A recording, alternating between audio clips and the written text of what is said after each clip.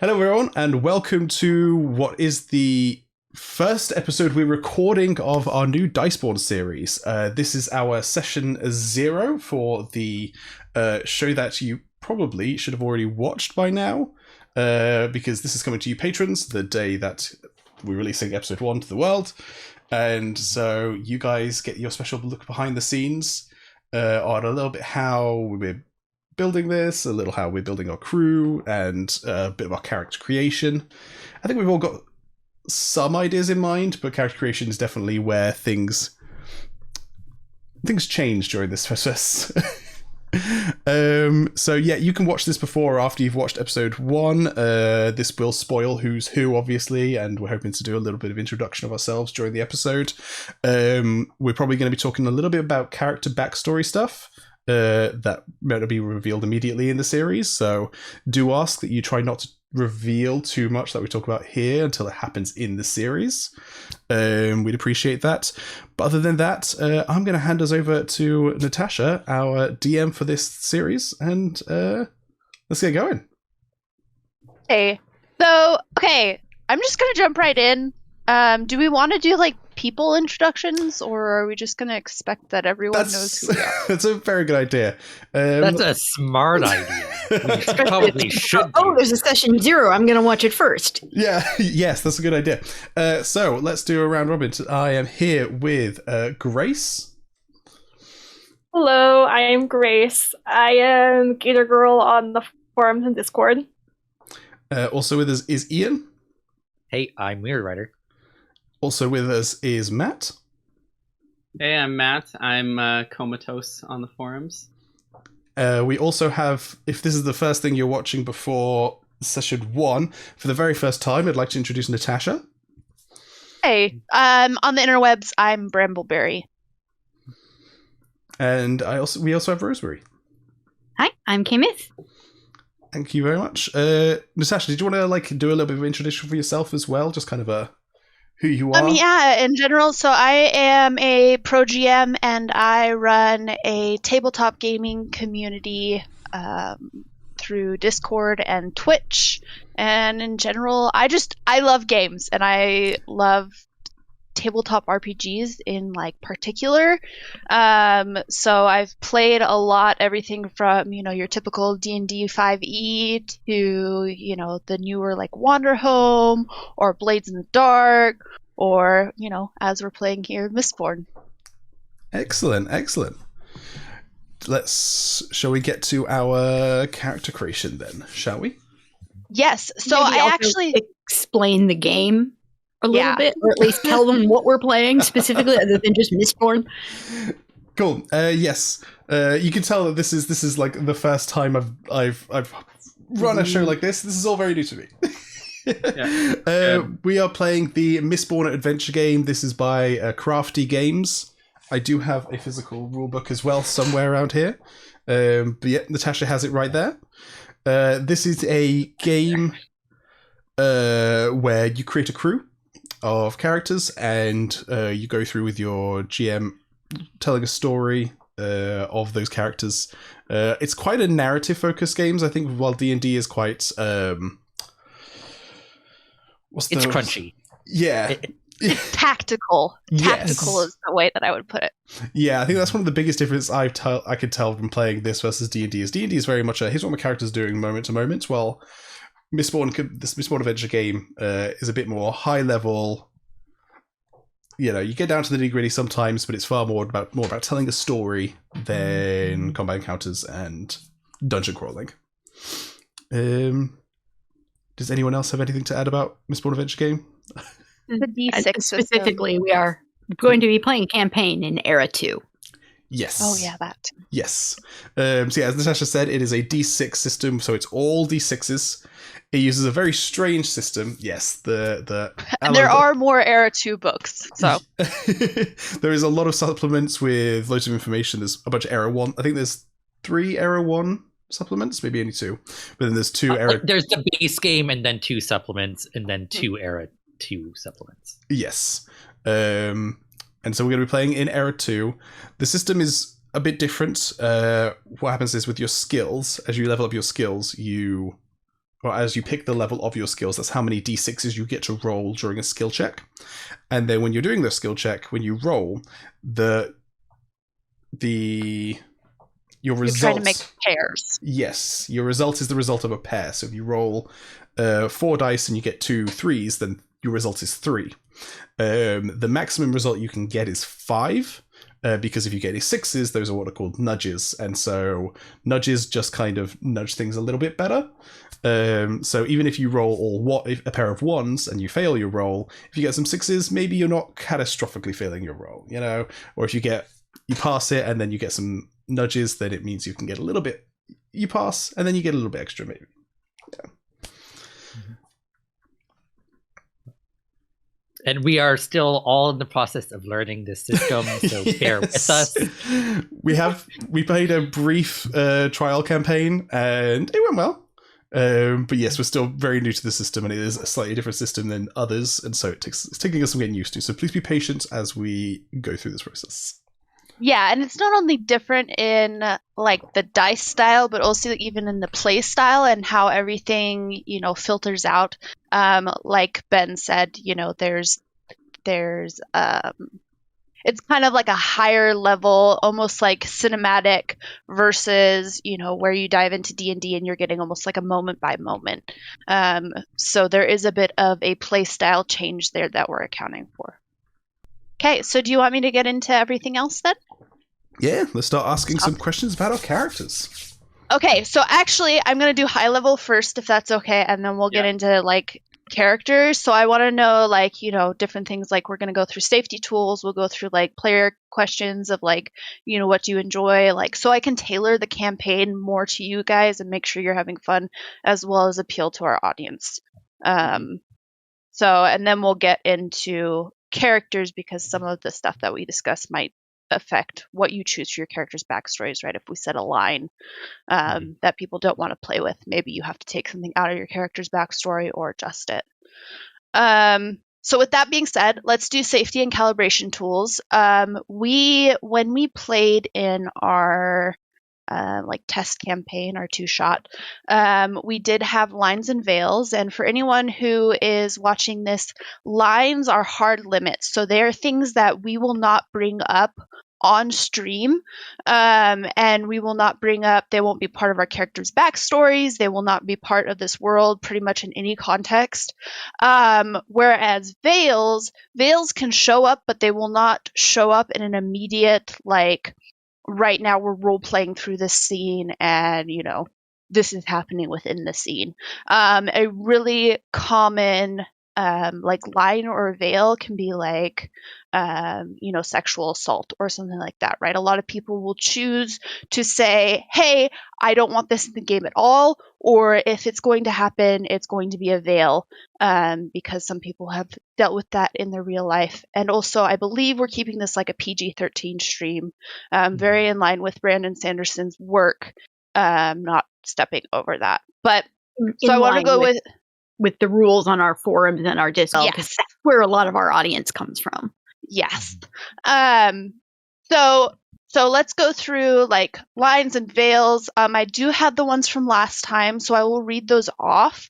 If there are any adjustments that anyone wants to make, you can either direct message me and I will add them, because I know that those can be kind of personal, or you can just say them here and now, and that's fine.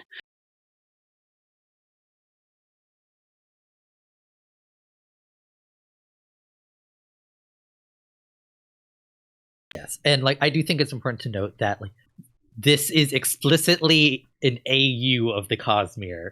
We're not going to not canon. It's not canon. We're going to do what we want. I haven't had that conversation. I'm not saying that this isn't canon, but guys, just in case, we're not canon. I haven't had that conversation with Brandon yet. Let's get the series released, and then I'll approach Brandon. Okay, then we'll see about the canonicity of it. Yeah. No, we're not. It's all a dream. If we tweak a couple things, for the sake of our story, don't yell at us because we're having fun. Yes. Well, you're welcome to yell at us. We just won't pay attention. Yeah. We don't care. And keeping in mind too, even with how some of the mechanics are developed in the game, stretches canon, right? Like to make some of the powers more balanced and stuff. If you have not read through the mag supplements, They- there are some very interesting choices that they made when it comes to magic mechanics. You just have to accept it and move on. yes. Are you telling me that nutrition Ferukami shapeshifting isn't canon? That is my favorite one out of all of the Twinborn stunts. Shapeshifting using the calorie Furukami is my favorite one. There's the iron one as well, which allows you to become an immovable object, so you can like stand in front of cars and get hit by cars. I'm like that one's great as well.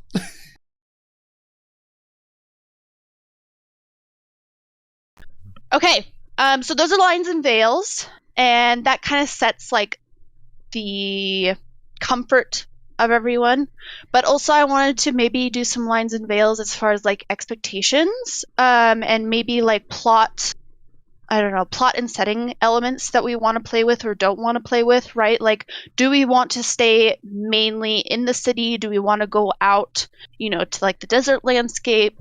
What are you guys hoping for this? Are you wanting to play, with class warfare? I mean, there's less of that in Era 2, I do know that. But, so those various elements, like setting the palette of our game. And that's just a discussion that we can have. Is anyone really leaning towards one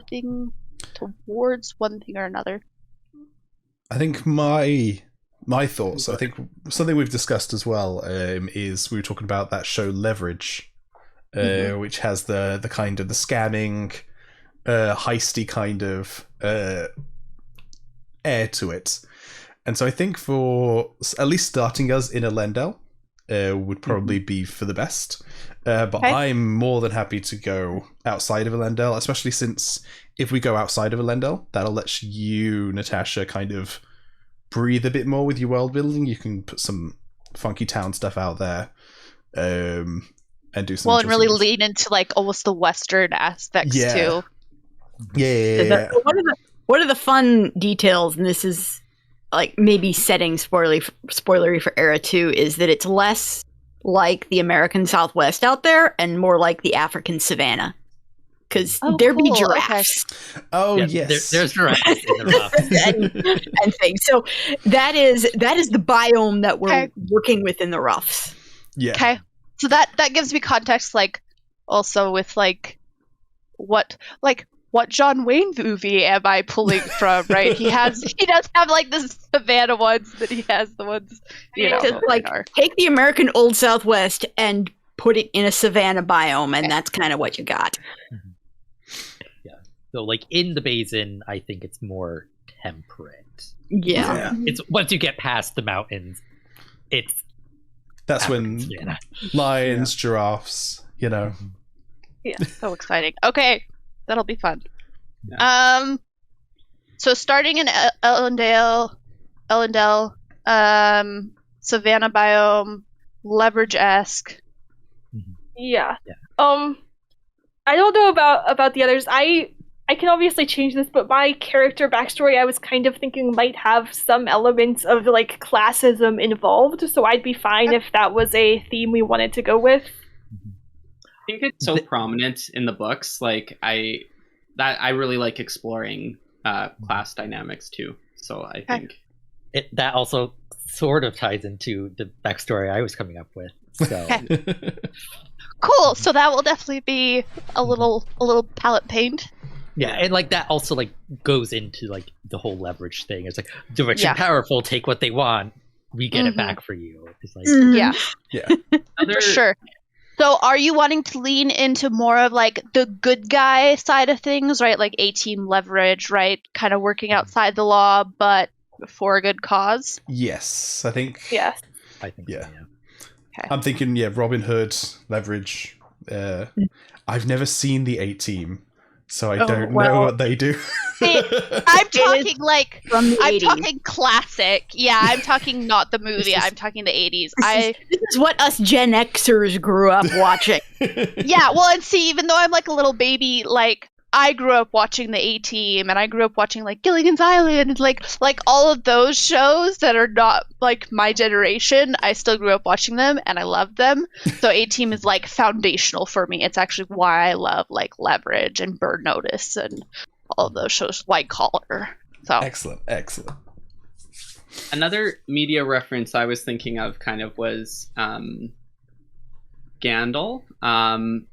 Like kind of like this was partially I was thinking about our 2-shot and how he did kind of like a fixer job, like and I do kind of like, if not everything is like a con or like something illegal, like switching it up and being like, oh, we're like maybe flirting with the law, but we're also like being hired to like work within it. Is that kind of the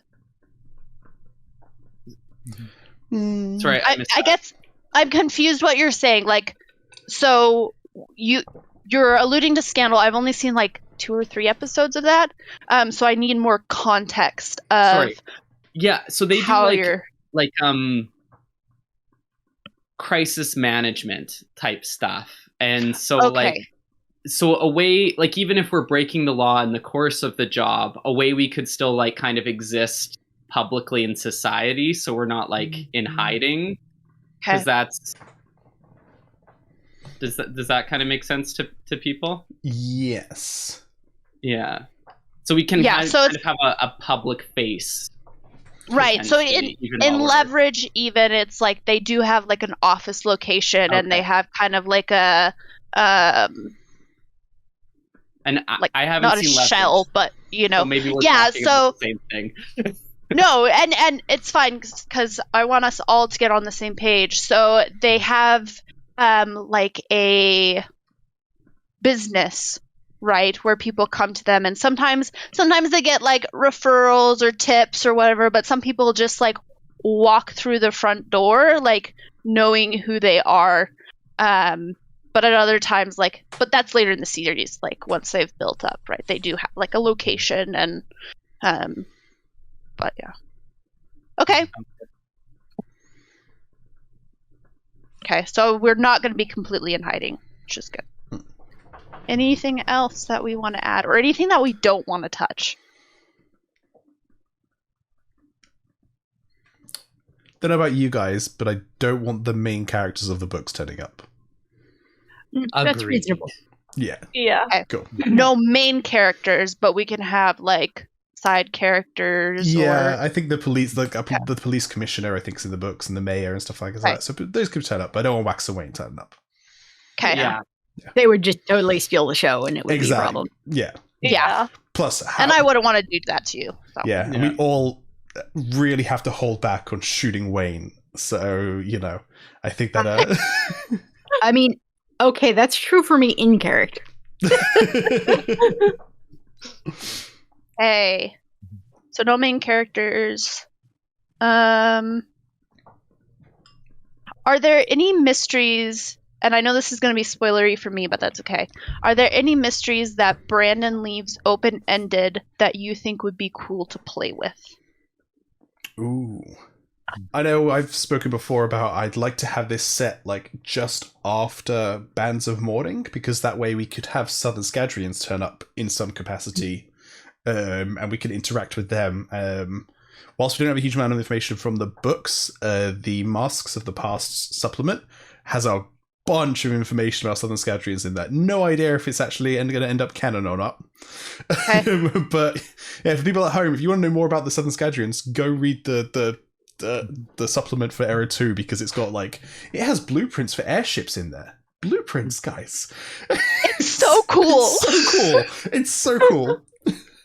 It's canon for us, and that's all that matters. It's canon candy. Yes. Candy. Canandy. I think the main thing for me, like any mysteries Brandon leaves open, I'm open to exploring. I think kind of along the same lines as the main characters thing, I wouldn't want to retread a lot of ground they're doing in the book. So this isn't a spoiler for book 3, but Bands of Mourning is about the Bands of Mourning, and that's a big part of it, and I don't really want to go on a quest for the bands of mourning or something Right. related to that. Right, You know, yeah. 'cause- Yeah, and that's not what I was talking about. Yeah. I'm talking about like the little side nuggets of like, oh, here's this question and we just never get it answered, right? Those like strings. And Brandon is pretty good at collecting the strings, right? But like Yeah. there's still think some of those things that you get like really hyped about. So One thing that I don't know how much of a mystery it is, but I think could still be fun is like I know there's some references where Harmony's like, oh yeah, you're gonna like freak out when you figure out how to create radio or whatever. Like maybe something where like we're aware of technology that Harmony has referenced that hasn't been invented yet. That could be a fun thing to play with. Ah. Like cutting edge technology that might be normal for us. So almost, yeah. Well, or maybe getting into maybe some scattered era 3 tech. We have no And, idea. Like, if you want to toss it up, We have no idea, right? But like, since we're doing AU, right? Like, having something random show up could be funky. So. Yeah, it's like if you want to throw in world toppers, I'm down for that. But you're going to have to read a lot more books for that, Natasha. That is. Well, we'll see. Yeah. Have our own Chris cameos. Definitely open to like. Oh, my character could have a grumpy off with Naz. Yeah. Definitely into having like, Condra NPCs showing up without us knowing them, or like. Yeah. I would Trying definitely to be down stress for the right direction, sort of thing. Because I imagine Harmony approves of what we're doing. So every once in a while, he like uses Condra to dangle some breadcrumbs in front of us. Oh, that's a point. Yeah, do we want Harmony to be involved in any way? I mean, maybe not directly, That is a but major character, but Yes, true. I don't think he would be like directly involved, but I don't see any way that he would not know what we're up to. Yeah. And would probably approve of. Because it's a very nice mix of ruin and preservation. We're like ruining to preserve. So hey, so I have a question, and I don't want to spoil too much what I'm thinking about for the campaign.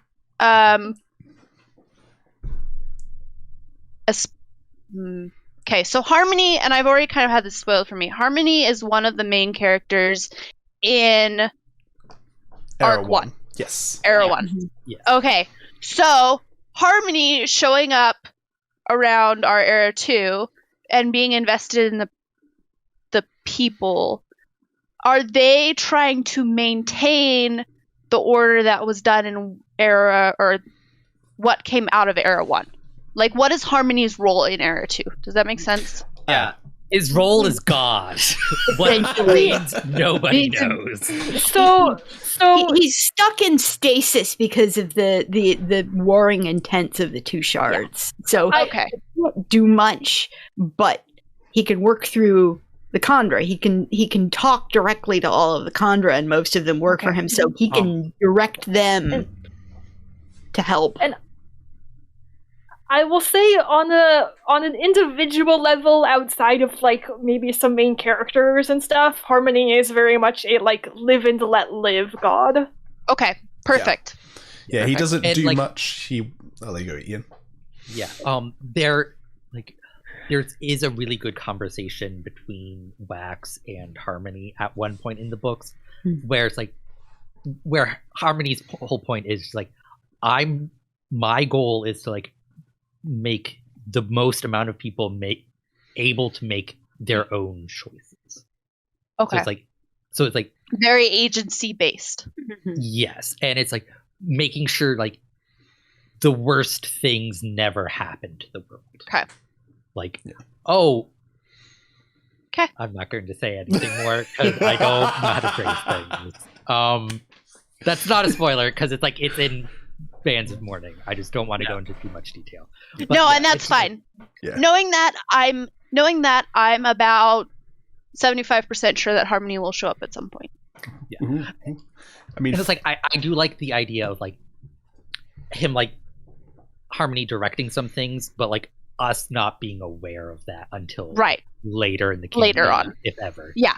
And definitely that would be how it would be. Like, I'm not going to have Harmony be your, like, generous benefactor at episode 1. It's not one of those things. It's just like, he's not our here's Charlie. a place where you guys can do a lot of good. Let's lay down the breadcrumbs to show it to you. Like little nudges, right? Yeah. Okay. Sounds good. I think I'm okay moving on. Is everyone else okay moving on, or do you have any like little pigs in the back of your head that you want to add? Okay, cool. So now that we've done that, let's do back to safety tools or calibration tools. We're playing with script change, right, which has the fast forward, frame by frame, instant replay, pause, resume, rewind, and the X card. For those of you who are watching, definitely go check this out. It is a feature within Roll20, and it's not built into the Mistborn adventure game. But if you roleplay, if you are a tabletop role player or even a LARPer, this is a good system, a good tool to have like in your little tool belt. So we will be playing with that. I'm not going to review it here, but I do suggest that my players go and review that on their own time. Make sure that you know it. Go through like the little like reading thing. Essentially, for the viewers, those are cards that can be played, and it kind of works like a remote. So you can pause a scene, right? If like someone needs a bio break and they're like, okay, pause, I need to go, bio break, I need water or whatever else.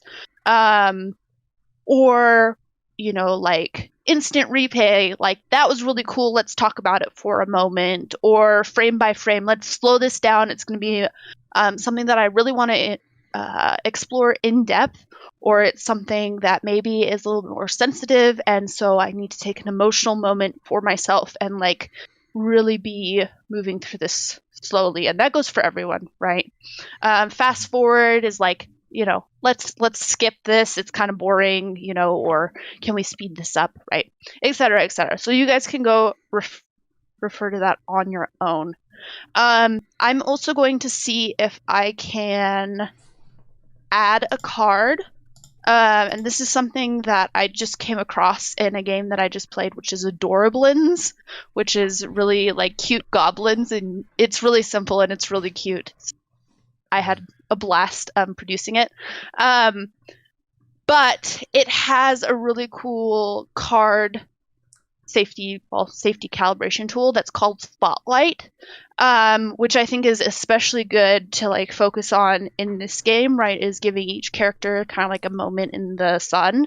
And one of the things that can be done with this card is you can take it for yourself, right? Like almost like a talking stick in kindergarten or whatever, right? It's like you can take it for yourself and put the spotlight on you. You can hand it off to someone else if either they've been quiet or you want to see their character like in this specific situation, or possibly for me as a GM, right, it can be a tool to kind of direct that camera lens. So I will look into adding that to our stack, but that's one that we will be adding, which is the Spotlight mechanic, Spotlight card. And you can also just say that, like, Spotlight on so-and-so's character name here. Yeah. Any questions about any of that I just went over? Okay. So now that we've done safety and calibration, we're going to come a little bit closer into calibration, and we're going to look at like specific player needs. So we've already done kind of like what you're hoping to explore. I do want to know, as far as our group is concerned and individuals, like what kind of aspects of the tabletop experience are you most excited by and do you most enjoy? This is, I think all of you have, we all played, our last session, but if you've had more experience outside of this, you might know yourself a little bit better.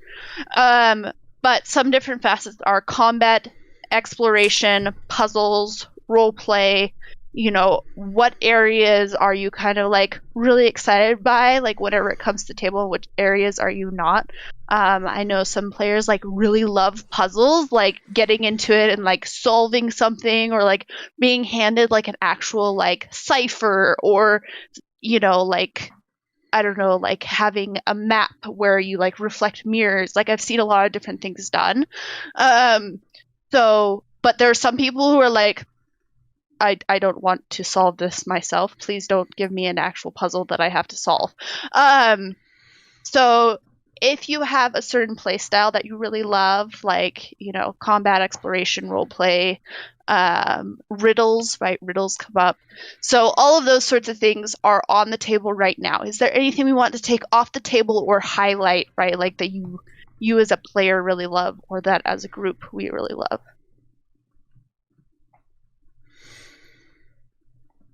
Or do you just want like a smattering? puzzles. I do like I like puzzles. I like puzzles too. Same. I will say, as someone who's played 3 games of D&D in the last 3 weeks, and then has played 2 games of MAG with Natasha, and 2 games where I DM'd for 17th Shard like 3 years ago. That is my entire tabletop role-playing experience. And so I don't know. Okay, and But that's puzzles fine. sound good. And I mean, we can calibrate as we go along, right? Like, Ben, if something comes up where you're like, okay, that happened, like, and that was, like, that comment was far too long for me. I don't need shorter combats. Or, like, I love puzzles. Like, please give us a puzzle that, like, spans a whole episode, right? Where we're collecting pieces and putting them together. Like, whatever it is, right? We can calibrate that as we go along. But I was just, if anyone does know their playstyle, I would love to know that. Because, like, I know for me, I'm a social, I'm like a social engagement role play kind of player. So when a GM gives me, like, I love giving puzzles, but I don't often like getting them at the table when I'm a player. Yeah. I don't know if this is exactly the same as puzzles, but I do really like sort of whodunit type things in RPG, where there's like a little bit of a mystery, and it's not necessarily a straight puzzle to solve it, but there is that element of like needing to figure things out. I am probably the least enthused about combat, especially in this system. Yeah. Like, I think minimizing combat would probably be a benefit. Probably because... And when we're talking about combat, we mean more of the conflicts, right? Yes. Using the actual term. Okay. I think especially with Mistborn, so many of the powers can have like other problem-solving applications. Because the one thing, like, I'm kind of feeling a little similar, but the one thing about combat is some of the powers or concepts are going to shine more, and so I think it is still. Yeah. And we can talk about. So we can also talk about, like, if we want to go lighter on the conflict, right? Making characters that are more not like they don't shine in those situations, right? They shine in the back in more contests and.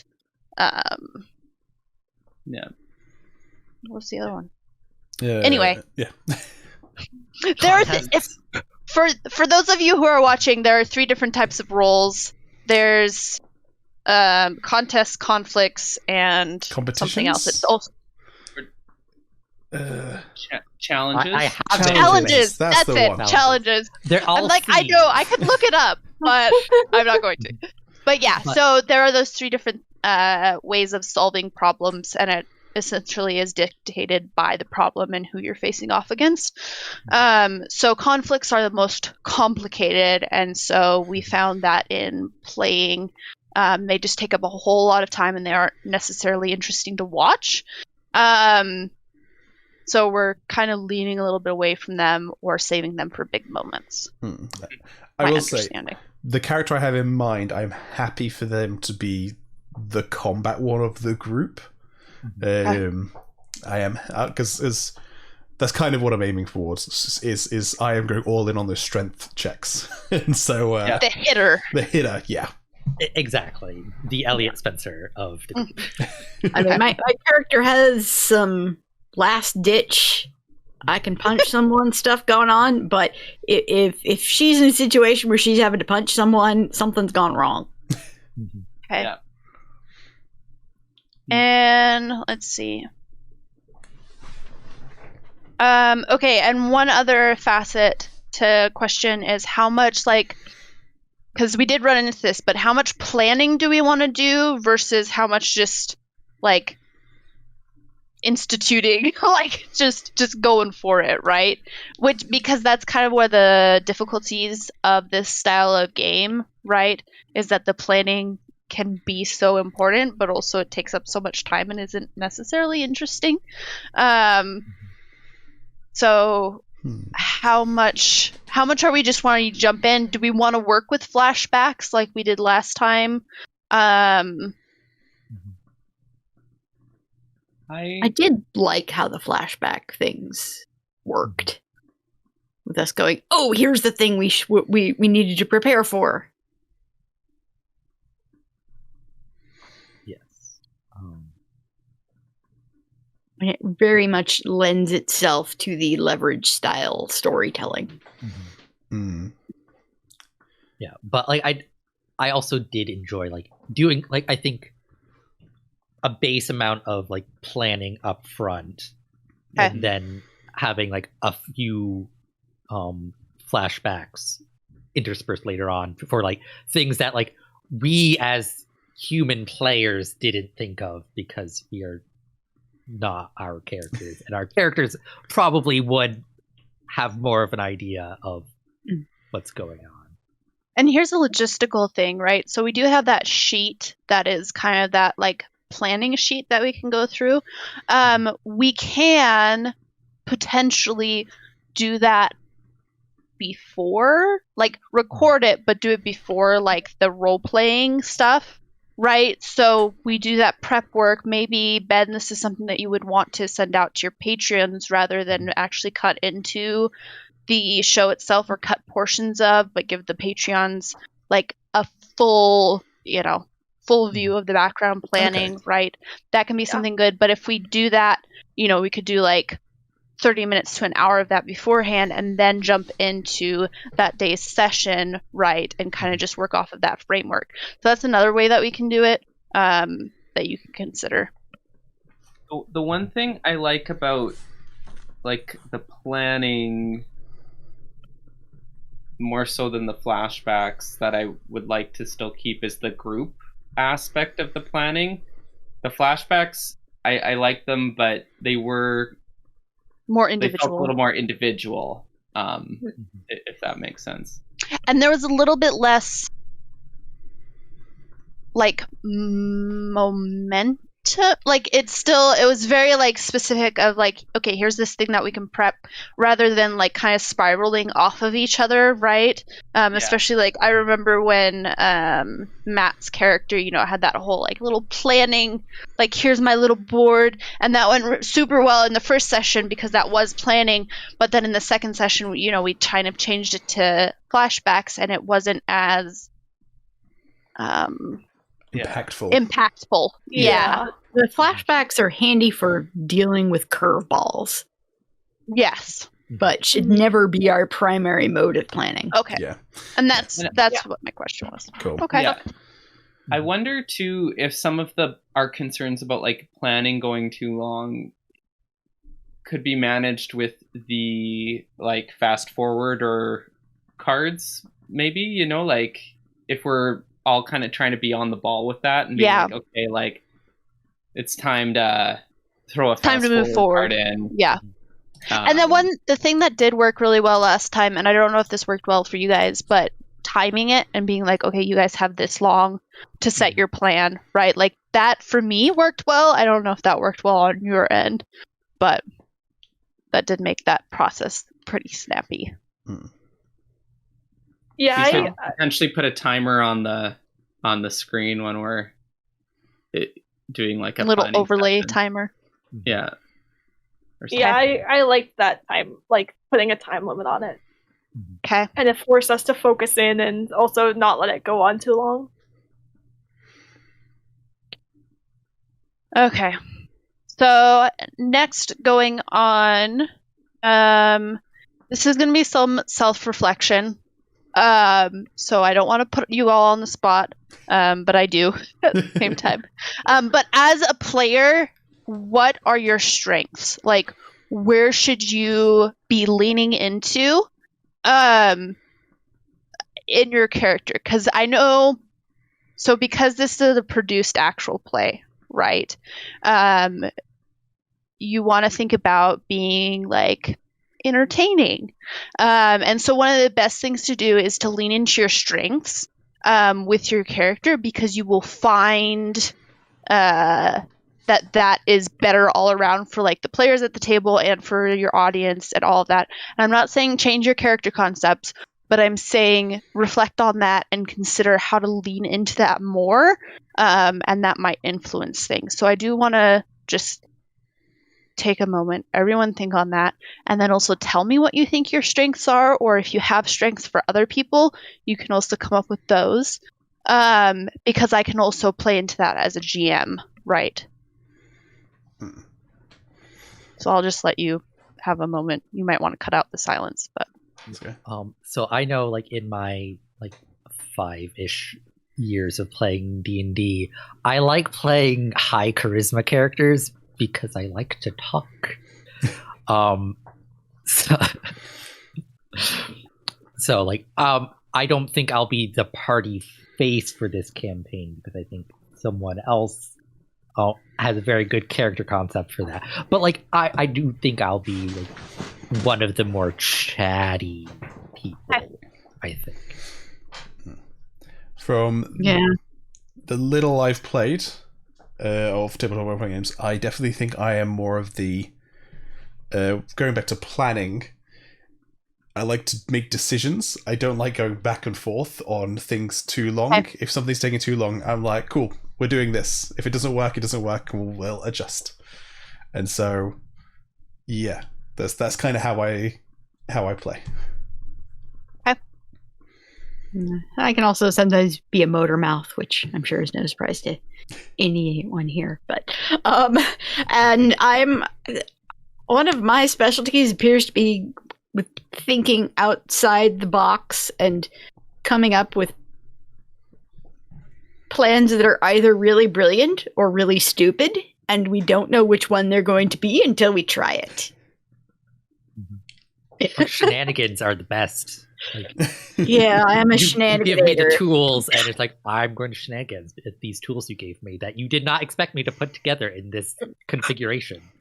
Anyone has heard my story about playing Presto in a D&D campaign, I'm very, very good at the most spectacular party fail. Was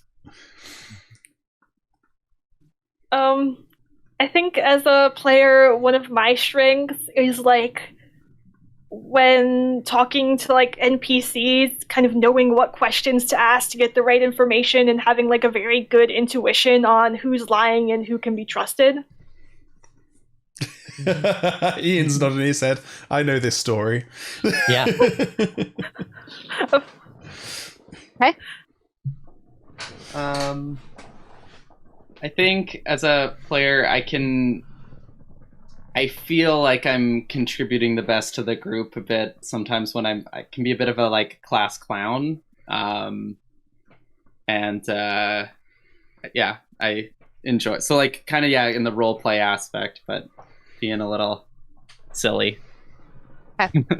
Perfect. And is there anyone who does not feel like comfortable role playing and riffing? Because that's okay. I just want to check. I haven't practiced much. Okay. So I can't promise I'll be great at it, but I'm more than willing to try. We're going to lean into it. Yeah. I think you did solid role playing in our tests campaign. Thank you. Yeah, and there's no one that I'm like, okay, you guys are awful. It's more that I'm just like, I want to know where your comfort zone is.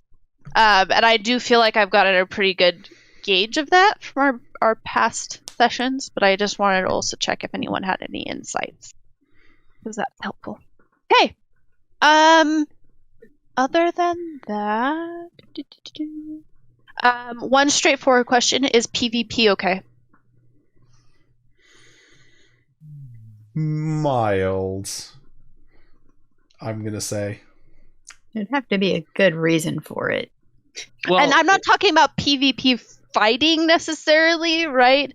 But you might have some like contests where you come up in PvP, or like like social conflict or social mhm. contest or something, or yeah.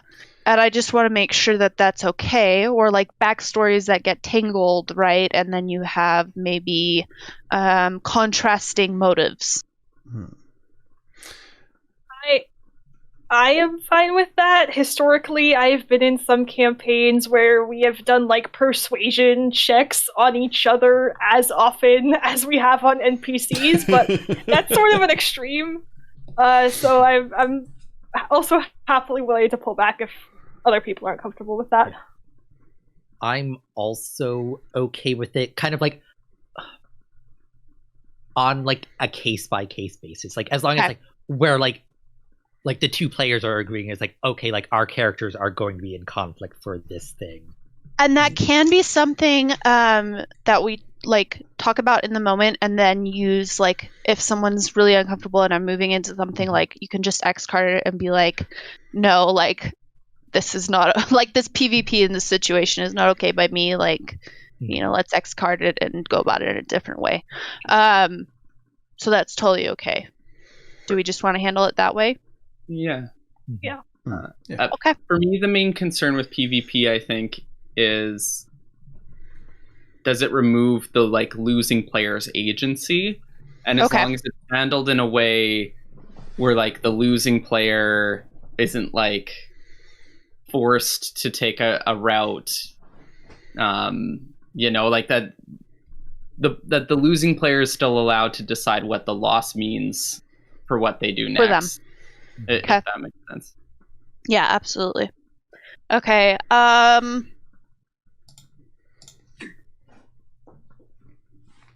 Okay. One last question. Well, two. I have two. And then we'll move into actually character creation. I'm sorry that this prep is taking so long. But it is all important.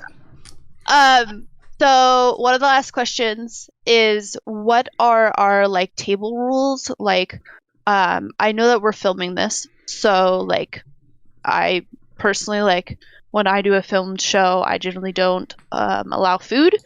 I keep my water bottle off to the side, and I will drink water, but like, so those kinds of things, like I do want to know what are our expectations as far as like food allowance, or how often do we want to take bio breaks, or I'm assuming no one's going to be drinking on like alcoholic imbibing, but like I don't know the expectations, and I want to clarify that with everyone so we're on the same page, because I have had that come up before. Or like phones, is if you look up something on a phone, or right, like, or are you looking it up on your computer, or like what are your different like focus rules? Does that make sense?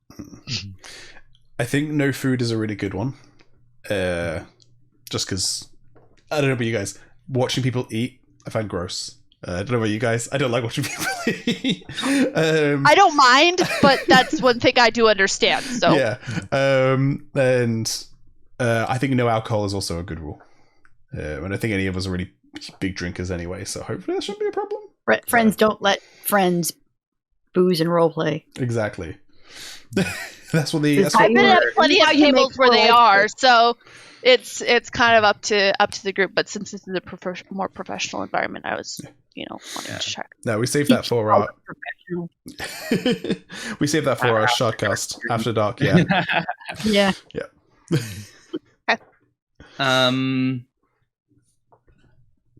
And I'm fine to stick to like I often have like tea that I'm drinking. If people don't want that, though, I'm happy to stick to water. I think having beverages to the side. Yeah, I think that's understandable. Like I do it during shortcast. Like yeah. No. One thing you might want to keep in mind. Throat moist. is if you do have like a beverage that comes in a can or something like that, right, to put it in another container. That can be a good thing to keep in mind. Yeah. No big slapping. Yeah. Make sure you have your Mute. what is it called? Clack or cruncher. It's something like that. On your settings in your audio in Discord, you can turn that off so people don't hear like the little background noises. CRISPR, I think. Yes, CRISPR. That's it.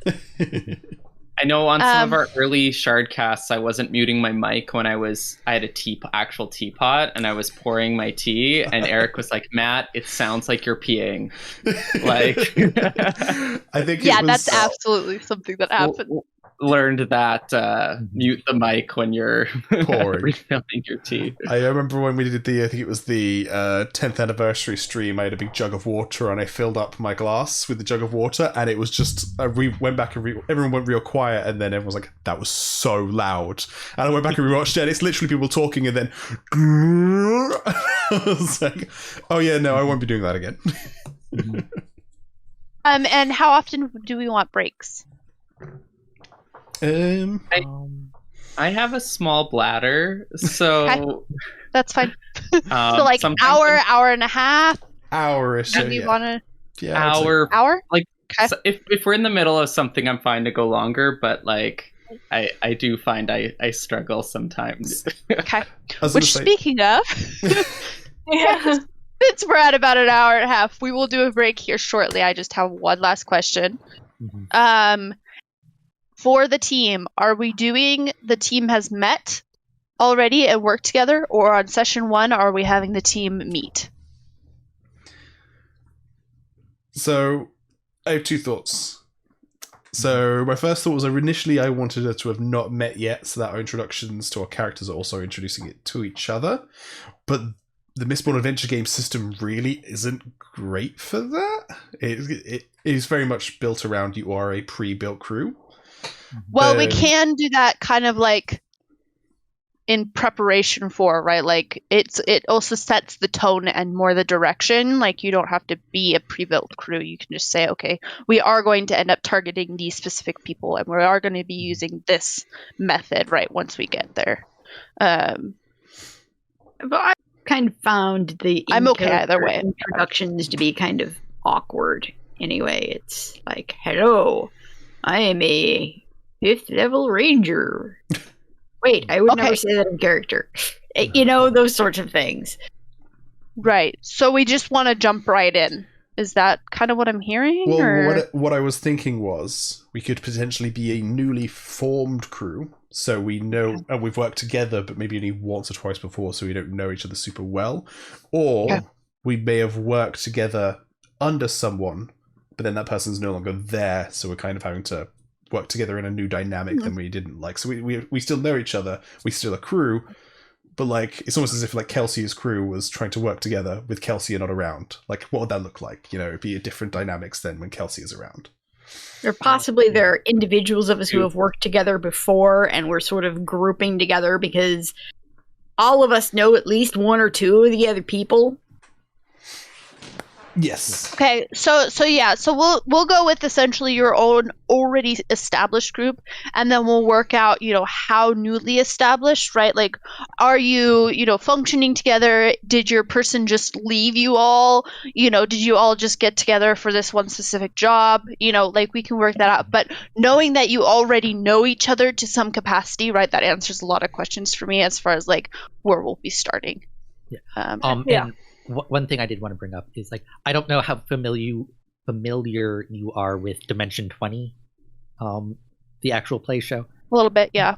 But like one thing I like that Brennan the DM does is like in like each like first episode of like a series, like it starts with like each character kind of getting their own like vignette introducing their character, and then like the characters end up meeting up.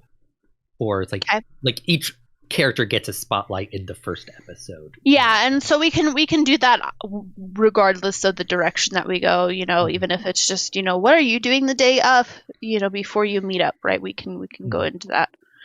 So I will mark that down and have that vignette time. The classic D20 example is he has a lot of like kind of high school based campaigns, and so he'll do the like home life, introduce all the families before bringing the kids to school. Which he does it really effectively, and I agree. It's a moment to establish backstory. And like, what is this character like independently of everyone else, and then explore the character dynamics. Okay, great. So yeah, that said, let's take a 10-minute break. Awesome. Go do your bio needs, and then come back. Yeah, so let's. Are you recording again, or are we still recording? Or okay. Yeah, I paused it for the break, and now we're back to recording. Okay, perfect. Sure, you've double checked that. Yes, I'm looking at the button now. Perfect. Okay, so let's jump into character creation. And character creation for the Mistborn adventure game starts out with more like crew creation, right? We set concepts and all of that good stuff. So let's do that. And I know you guys have talked about this to some extent. I'm not sure what extent, but we'll all get on the same page and go from there. So let's start with the crew. For the crew, we have to pick out what the crew's common cause is. And we summarize that in a few words, right? I think take from the rich, give to the poor is kind of seems to be the theme we've all kind of gone for, right? Yep. Yeah, I like that. Redistribute wealth. Yeah. And one thing I might add a little bit of, and I mean, you guys can correct me if this is not the direction, but kind of protecting the innocent. Yeah. Because mostly going off of leverage, right? Because it's not always just them taking poor. something. Yeah, it's sometimes they're fixing something, or it's more that protection of the innocent, or that protection of those who cannot protect themselves. Specifically going after what was taken from these people and trying to get it back for them. Yeah.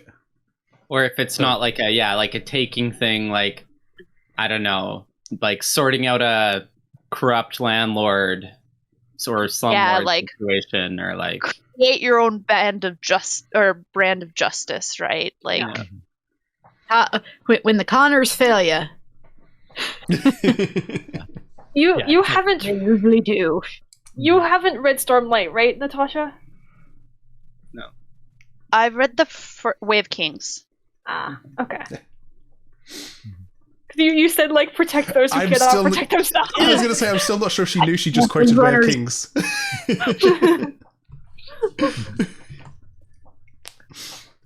So what's the pithy couple words of that? How do we distill it down? Vigilante justice, good for good. Financial vigilante justice. Yeah.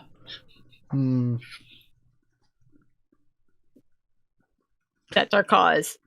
But class heroes. Yeah, class heroes works. Yeah. Yeah, that actually is a good way of distilling that. Okay. So who is your crew's primary target? And the rich and powerful. Taking that right out of leverage. I mean, boom. When it works, it works. It really does. Okay. What is your crew's preferred method? Do you focus on theft, sabotage, diplomacy, confidence schemes, or do you employ a varied approach? I'm hoping we're going to have the skills to take a varied approach here. Just to tailor it to the situation. Yeah. Really lean into that kind of like hitter mastermind, Rifter. the different. I'm Yeah. very tempted to choose Lion and Sheen just because of the way it's written in this rulebook. I think that would fall under varied approach. Yeah. We do what we need to do. See, I've only watched the first episode of Leverage, so in my head all I can think of is we provide leverage. On a tied note, are there any lines that your crew will not cross? Any and I ask this question as a GM so I can push them. Right, I'm not asking this as in lines like lines and veils of things that won't be touched, but like things of like a crew as like, okay, so we will not do, there's some crews who are like, we won't kill anyone. Like killing is like a big no, right?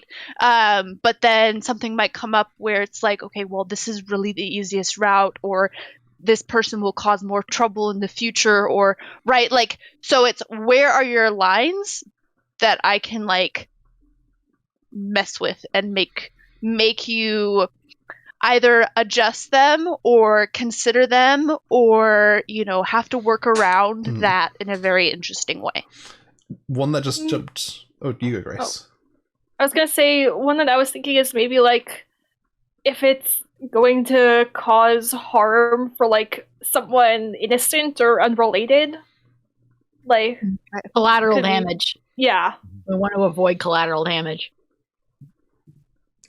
And I think avoiding murder is a good one. It generally keeps the constables off our asses.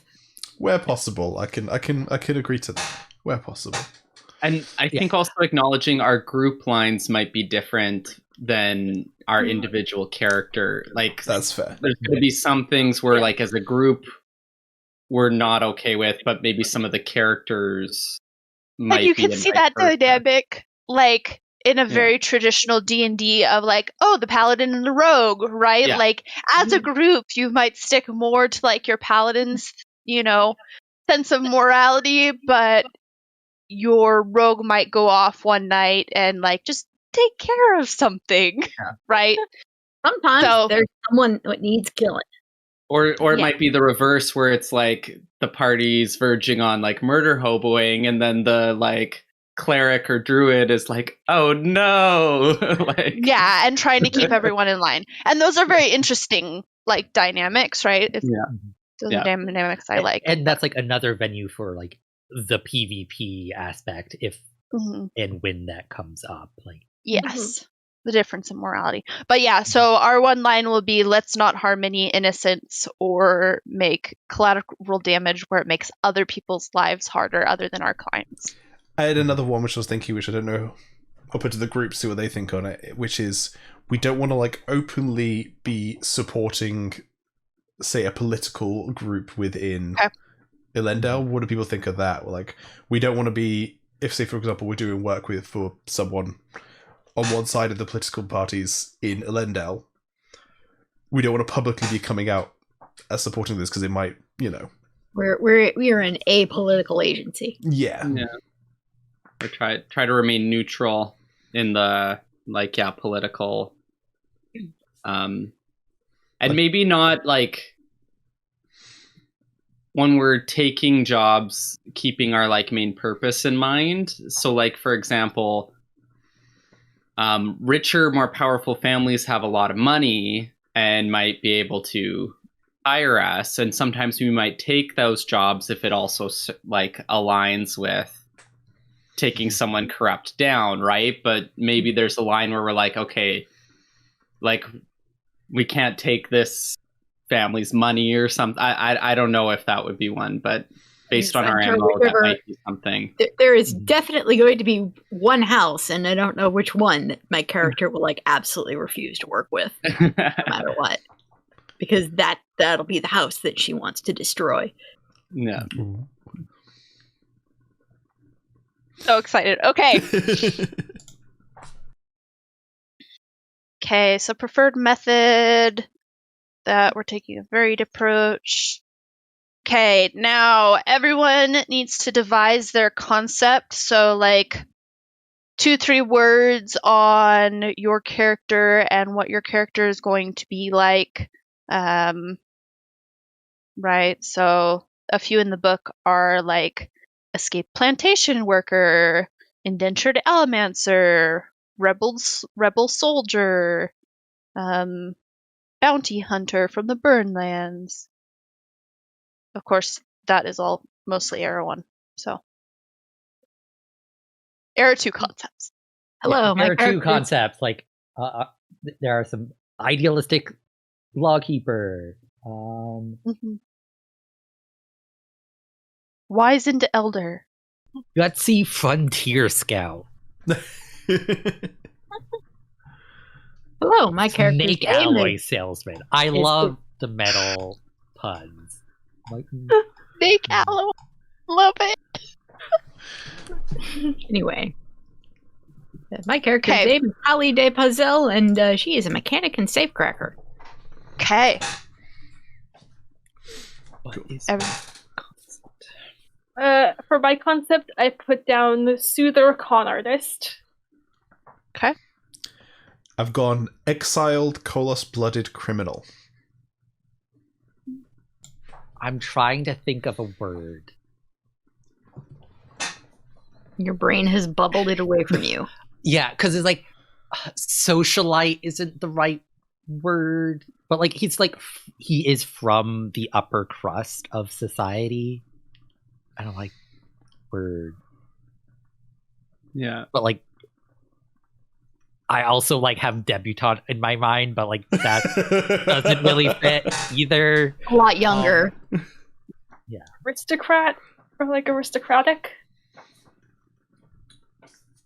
Doesn't feel as that feels more stuffy than I think what he's going for. Yeah. Like someone who's like a scenester, maybe someone who's part of the social scene, or I'm curious because Social capitalist. Yeah. What traits are you trying to describe with your word, Ian? Well, because like I was gonna say idealistic banker, but banker is my profession, and I don't want to put that in my concept. But like he is like from a noble family, like he grew up wealthy, and like I kind of want to like tie that in. So what don't you like about the word socialite? yeah. I don't know what I don't like about it. I just don't like it. Because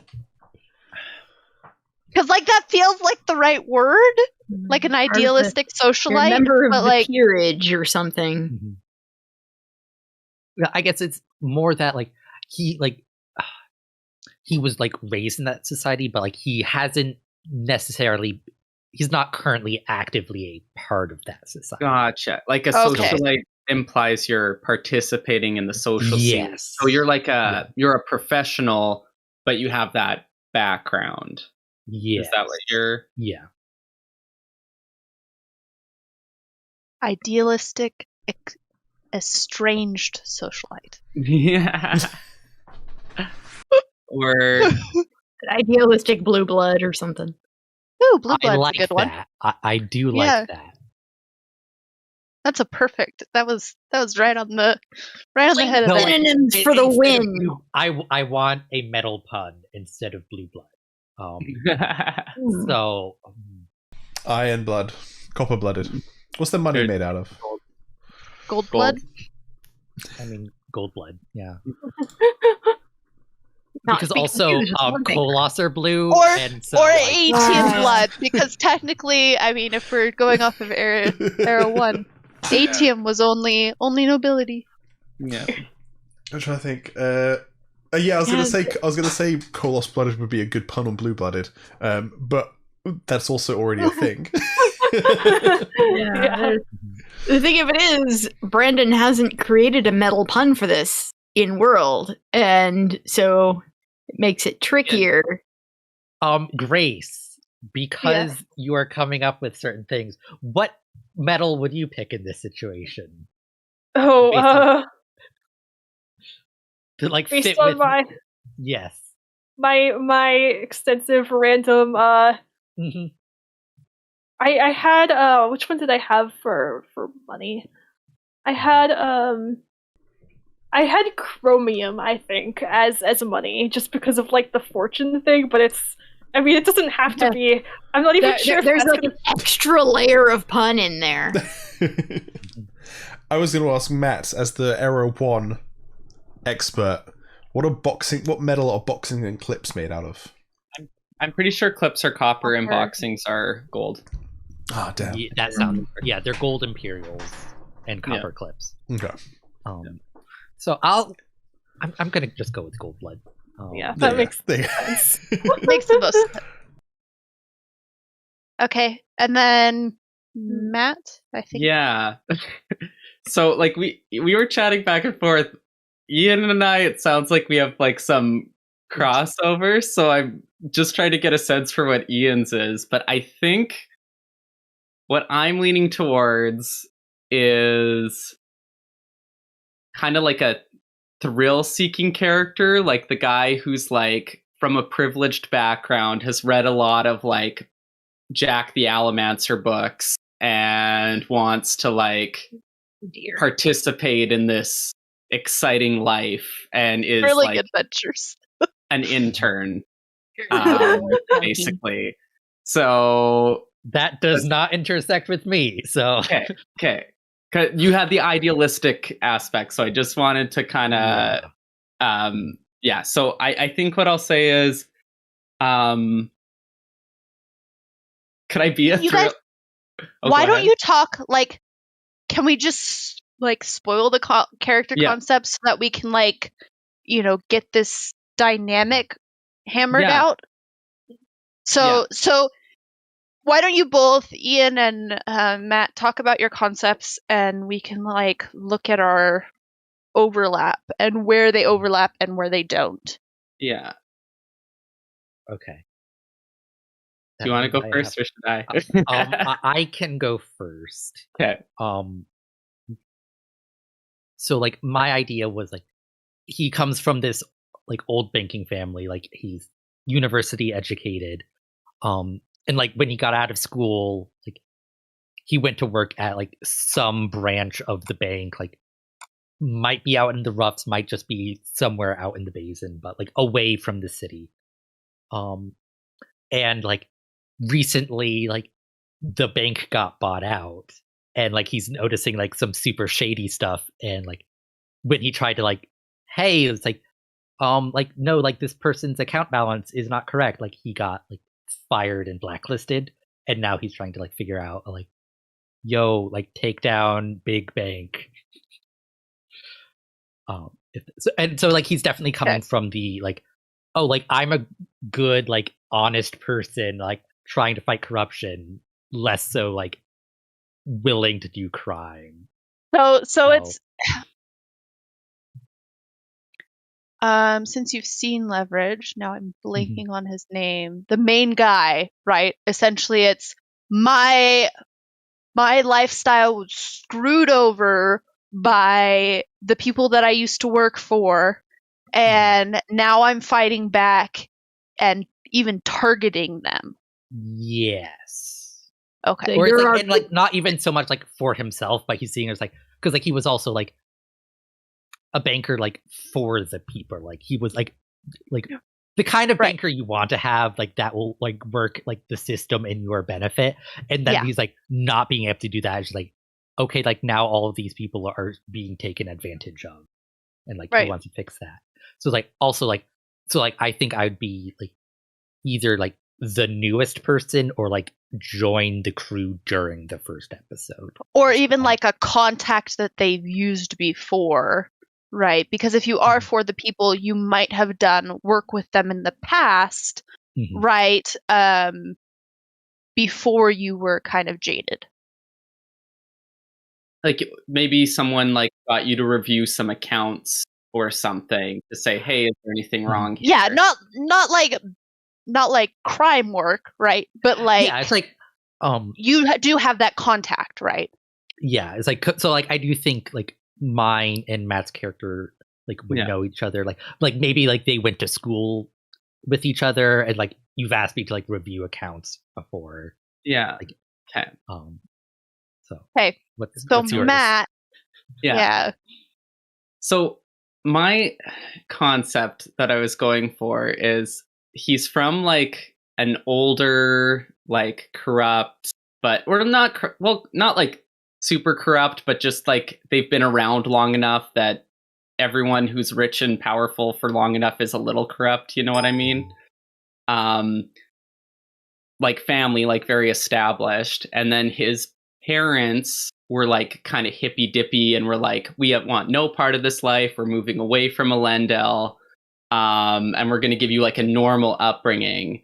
But then he's always been kind of like, oh, but we have this like really cool family history that like goes back and back and back. And Elendel seems so shiny and brilliant. And so when he comes of age, instead of doing the normal life his parents have wanted for him, he goes back to Elendel, gets in touch with the estranged family. I haven't worked it all out yet, but I was thinking he has some like ups and downs in that world that he's not familiar with, but has built some connections in the noble scene. But kind of that same like starry-eyed quality that brought him to the city brings him into like this line of work as well. Mm-hmm. So I do think, there's some connections we can build maybe, but I think we're... Yeah, I think your character concepts are different enough. Yeah. Because I would describe Ian's more as the blue blood and Matt's more as the socialite, right? Does that make sense? So yeah. Okay. Kind of a difference in seriousness. Yeah. Yeah. Okay. Perfect. Yeah. I have everyone's concept now. Okay. Let's answer the important questions. Why did you join the crew? And this is kind of like getting into our drive, right? Or So this will like touch back to like the drive of the crew, but also maybe we can talk about the original crew leader, or what the crew was originally doing, right? Probably before Matt's character, because like I see Matt's characters like being like this brand new like little like I've stumbled on this and now I'm like gonna get fully into it because it's intriguing and like dangerous.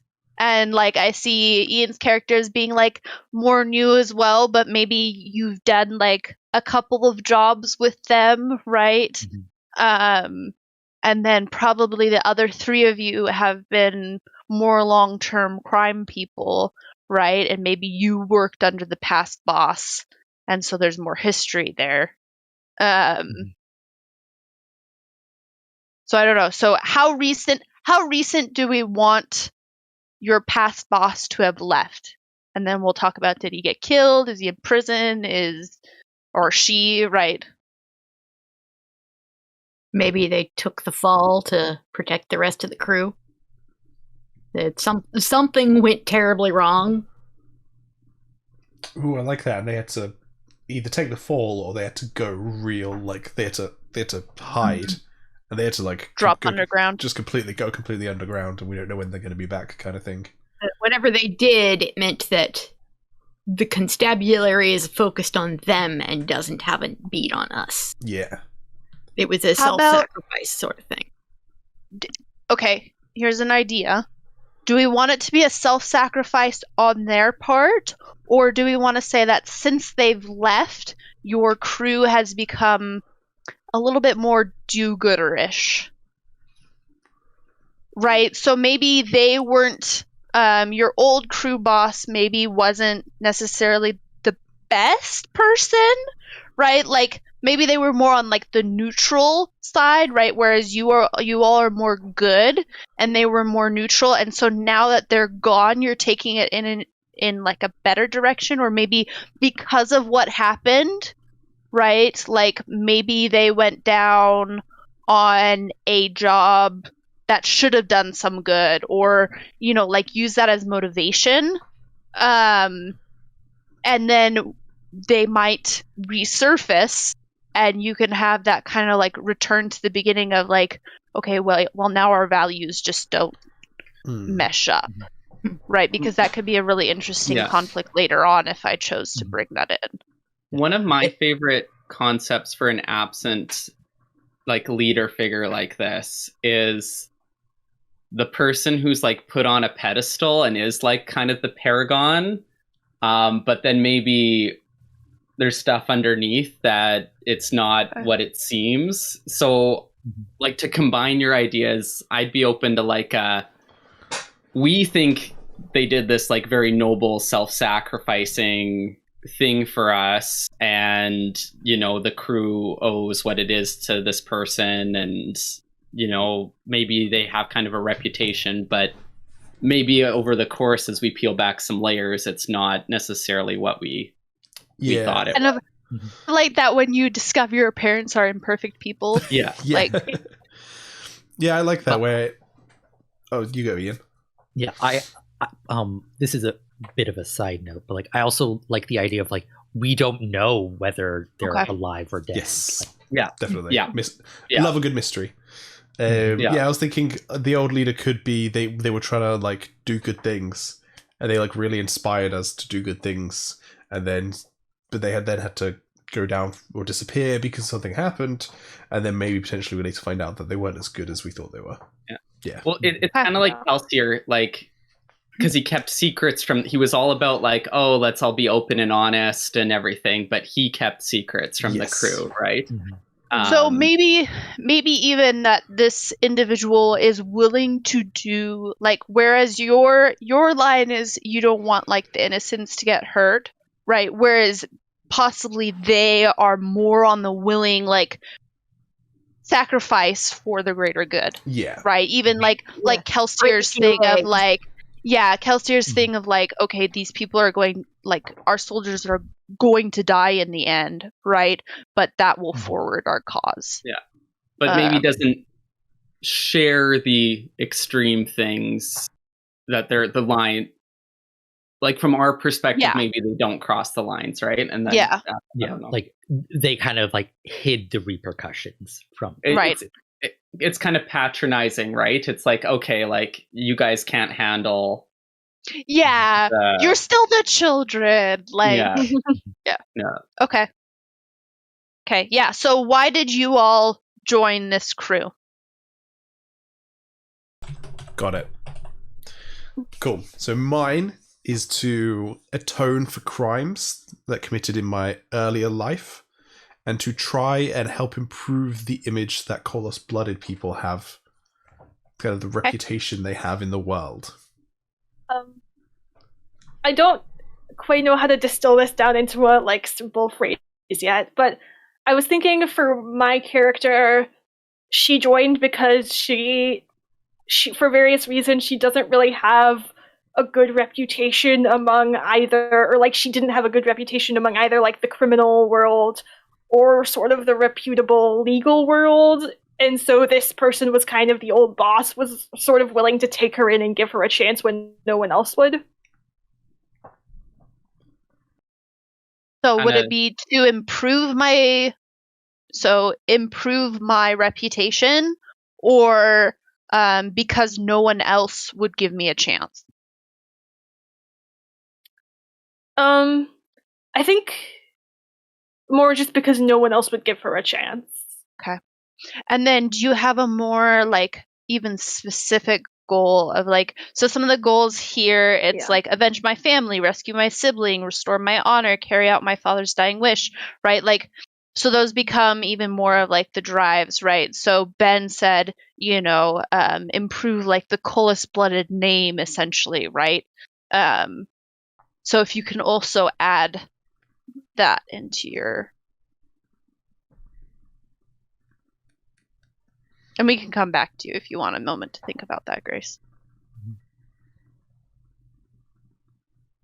Maybe maybe since this person disappeared, she like kind of wants to find out what happened to them, because I think she feels a certain loyalty to this person who sort of gave her a chance when no one else would. Okay. So would you say, does everyone in the group want to say that Grace's character was the closest to the old boss? Does that make sense? I think that's reasonable. Yeah. Okay. Everyone could have like their own, like kind of varying levels of relationship. But yeah, I like that kind of. Okay.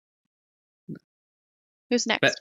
Ben, I was wondering, like for yours, would our leader have been the one who got you to change your life or like set on the new path? Or no, that was. If you have something else in mind, I have something else in mind. Yeah. Yeah.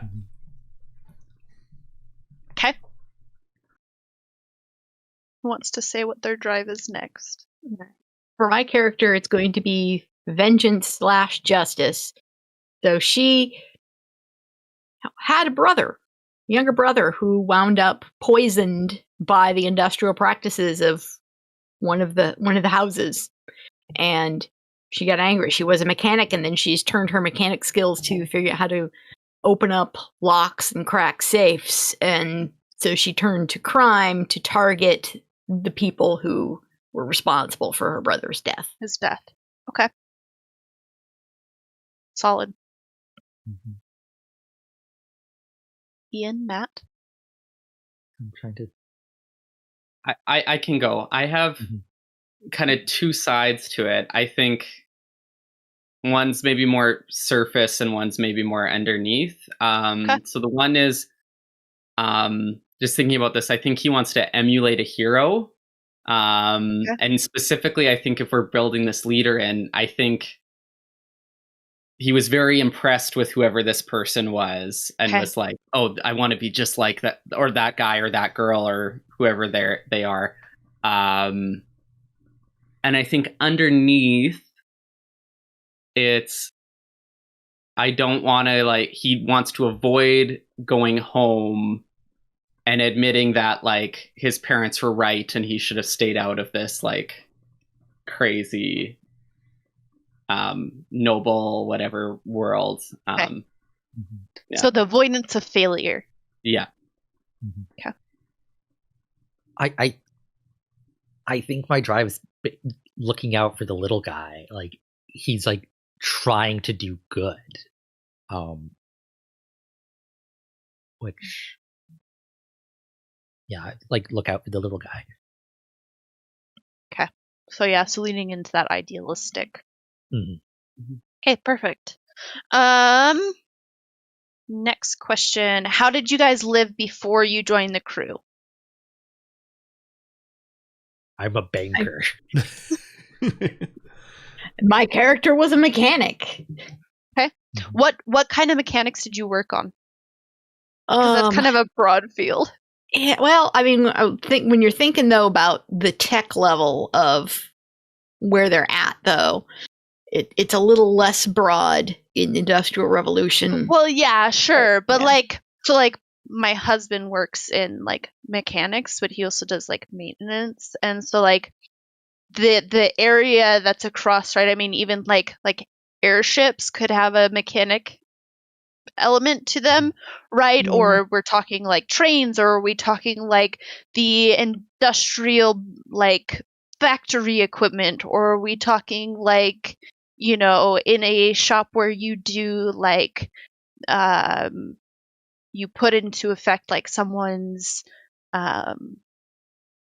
like inventions, right? And like do like the testing, or right, there are like all of those different levels of mechanics. So I kind of wanted to like I feel like cars the kind of things that we want to do is that if she had been working for some kind of inventor and build, you know, taking their blueprints and bringing them to life, sort of thing.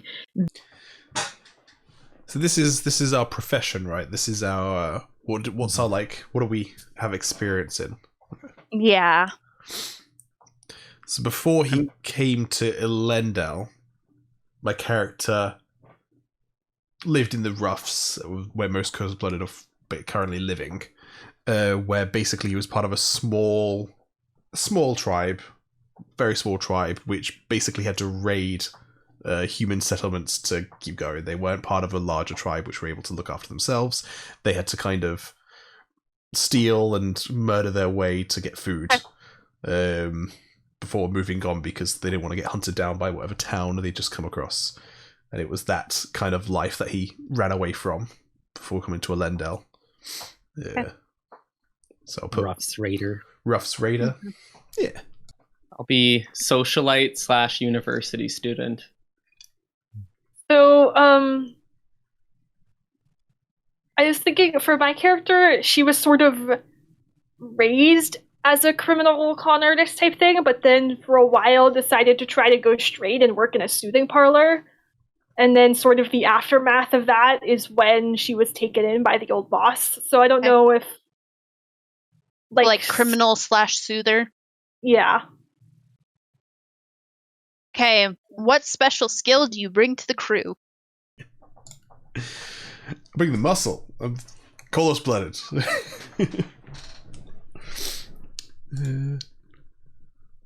And also, like, you can totally do the muscle. Like, this is just a side note, is you could pick, because part of what these are for setting is that you can get an extra dice in a specific situation, right? You could also pick something that is not necessarily linked to who you already are, right? You could pick something like kind of left field that branches out and adds to the flavor of your character. So you could, do kind of that min-maxy thing of like, okay, I bring the muscle, or you could do something, right? Like, you've seen the first episode of Lovers, First episode. So, let's see. So, like, you don't know this, but like Elliot is a chef. Okay. So not Very only is good he a one. hitter, he's a very good cook. Cool. Because I was actually going to say, because in terms of min-maxing, because you can only get one extra dice for one of these, having all of them do the same thing is actually less efficient. So it's not useful. And I was thinking, when he first came to Elendel, my character, and it's something he still does now, volunteers at homeless shelters. And that is the thing he does now. And so when he's not doing crimes, that is how he spends his time. And so I'm wondering if I can work that in there as a function speciality. that in there somewhere. Yeah. Okay. And you might want to think, like, how does he volunteer, right? Like, what are the specific skills that takes, right? Is he like, cooking in the soup kitchen, or is he like, building shelters, or, so. Anyway, keep going, everyone else.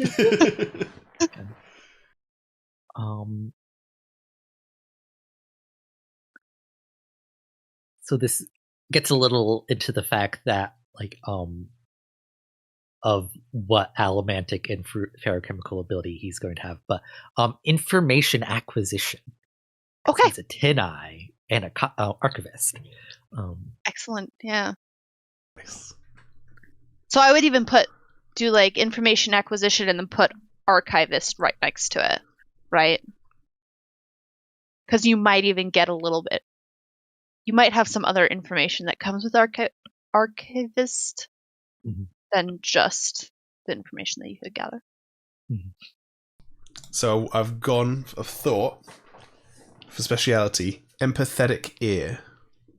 So I'm good at listening to people and hearing what they need. Okay. I like that. It's very counter to archetype too. I like that. Yeah, that's what I was thinking. He's a big softie, really. He's a big softie. We have a marshmallow Kolos. Yeah. You prick him, he bleeds white. I'm trying to figure out exactly how to phrase this, because like she has specialized herself in unlocking things, and whether that's a safe cracker or a lock picker or access. Access control. Yeah. Lock picker. Because I can even see you doing like the blueprint side of things, right? And how to, where's the best entry point, right? Like, she's taken what she knows of mechanics and then applied it to all of this other stuff. yeah, it's almost the analytical side of energetic. things. And the other piece of this is she is also going to be a fire soul faring. So if all else fails, melt it and yank it open.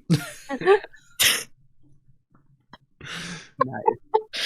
But she's going to try to do it the proper way first. It's a matter of pride. Remind me, Rosemary, is the ability to heat up things, is that a mag thing, or is that canon? That fire souls can heat up an object they're holding? I think it's both. Yeah? I don't know if we've done much Never seen brass. Yeah, we haven't really seen brass in the books to where can you focus it on a thing or do you just radiate heat? I don't know. Yeah. Because we've seen Sazed use it to keep himself warm in the middle of winter when he doesn't have a shirt on. Yeah. I don't think he's explored it in terms of melting stuff. I also don't think he's the person who would experiment with that sort of thing. Yeah. That's the only power you've got. You're going to stretch its limits. Yeah, absolutely. I like the idea of danger sense for my character. Like her being very sort of in tune with the emotions of people around her. She can sort of pick up on okay, this crowd of people is acting kind of unnaturally calm or getting rowdy, or that person is sort of they're she's good at picking up on those minute changes and figuring out when she might be in danger. Yeah, what's that even called? When, because there's an actual word for being in a crowd and being able to both sense what the crowd is feeling and being able to direct that, and it is an actual word. There's a word for it. I know what you're thinking. Not empath. Yes. But It's but empathetic it's ear. Maybe, yeah, you're sensitive to. I mean, I get you what you're saying. I was just there is an actual specific word, but I can't come up with it. So. Okay, viewers, throw in the comments if you can think of the word. Patrons. Yeah. Although we'll probably have figured it out by the time you're watching. Far past. Yeah, and I'm putting danger sense as my description, but it's sort of the ability to sense whether the people around her might become a danger to her. Okay. Based on or sort her of allies. or her allies. Kind of you have a good. It's interesting. One of the lawyers at my work always talks about she has this really incredible gut, and so she's just always this person's lying, or no, this is the way to do the, and that's how she decides things, and that's kind of the vibe I'm, it's you're in a crowd of people and your gut tells you I need to get out of here, or I like that description. Yeah, it's almost the a little bit of subconscious premonition. experience of you are very good at reading people. You pick up on things before you can consciously pick up on things. Yeah. Instinct in your good instincts. Yeah, I think. Yeah, I'm trying not to overlap with the future ones, but I think I want to do something why he came back partially is because he got really interested in his family history, and so I'm thinking and jumping off from kind of genealogy. Good at connections, knowing oh yeah, that's so and so's sister's uncle's brother, keeping track of or oh, I met you at having a good mental Rolodex kind of thing, of okay, interpersonal connections. Yeah, who's who. Starts with an R. Let me see. Yeah, that's kind of like, yeah, just good at tracking connections and being able to be like, Like oh yeah, recognized. yeah, Like a recognized kind of skill, like knowing who's who. yeah, Or yeah. even I guess like certain like heraldries or, yeah, symbols and like if having they're a good head for like associations or being like, oh wait, there's like a yeah. So maybe these yeah, like two families are feuding. Maybe we should stay away yeah, from that. Or or yeah, he married so and so's sister, so if he's involved, they probably are too. Or yeah, like that sort like of social context. It's like a context kind of thing. yeah. So I'll maybe say Okay. recognizing, tracking social context or connections. Okay. So next thing is, what is your most distinctive feature? And this generally is like appearance wise, right? Like, so for Calcier, right? It's the white scars on his arms. Yeah. See, there's one I want to put down, but it's undecided yet because I wanted to talk to Shraff first, who's the lady doing our artwork, because I haven't decided whether I want my character to have white hair or red hair, and so I wanted to put like red hair, but then I don't know if they're gonna have red hair, so I don't want to put that because yeah. Well, the obvious solution is make the choice. Yes, but or just like maybe go towards like the hairstyle, or like like make your hair the distinctive feature, right? But not necessarily the color. Does that make sense? yes, I just have really nice hair. Like that is Yeah. my distinction is I just have great fucking hair. Do you know what? I'm actually The well hair done. that people want to like run their fingers through, Yes. kind of hair. Because what I was going for is kind of little past shoulder length, but then top half tied up in a ponytail. Like You can Pantene it. yeah. And so- Like the touchable hair, like Yes. Yeah. where people like shiny and glossy, and like Yes. you want to like. I'm going for amazing hair. There you go. Yeah. If you want a Taylor Swift lyric, it's hair that falls into place like dominoes. That's what I like to say. Perfect. I don't know if I'm allowed to do this, Natasha, and so I kind of wanna ask you, but Okay. I kind of want her like distinctive feature sort of to be the fact that she is in her appearance just like completely average in every way. Is that something I could do? Like Nondescript. you're forgettable, or you're like Yeah, like I totally get where you're coming from, and I'm trying to think if that's like, because I understand why you're questioning it, because it's like Yeah. a distinctive feature, but being distinctive in a very indistinct way, like. I have definitely met people when they've asked me like, oh, so I'm like, oh, that's that really average person, like the very average looking person. I have definitely described people as that before. you're remarkable Completely in that. Average. Yes. Yeah. Yeah, and it's like Yeah. it's easy to like remember her, like when it's like, oh, like you remember so and so, like when you're like targeting her specifically, but like there's nothing else that like kind of like catches your mind. Yeah, So- I think that's totally fine. Yeah. You're like, yeah, Um, they have a face. That person. Yeah. The kind of So- person It's that can really- get easily lost in a crowd, Like- if she's trying to escape. Yeah, like mousy and like bland.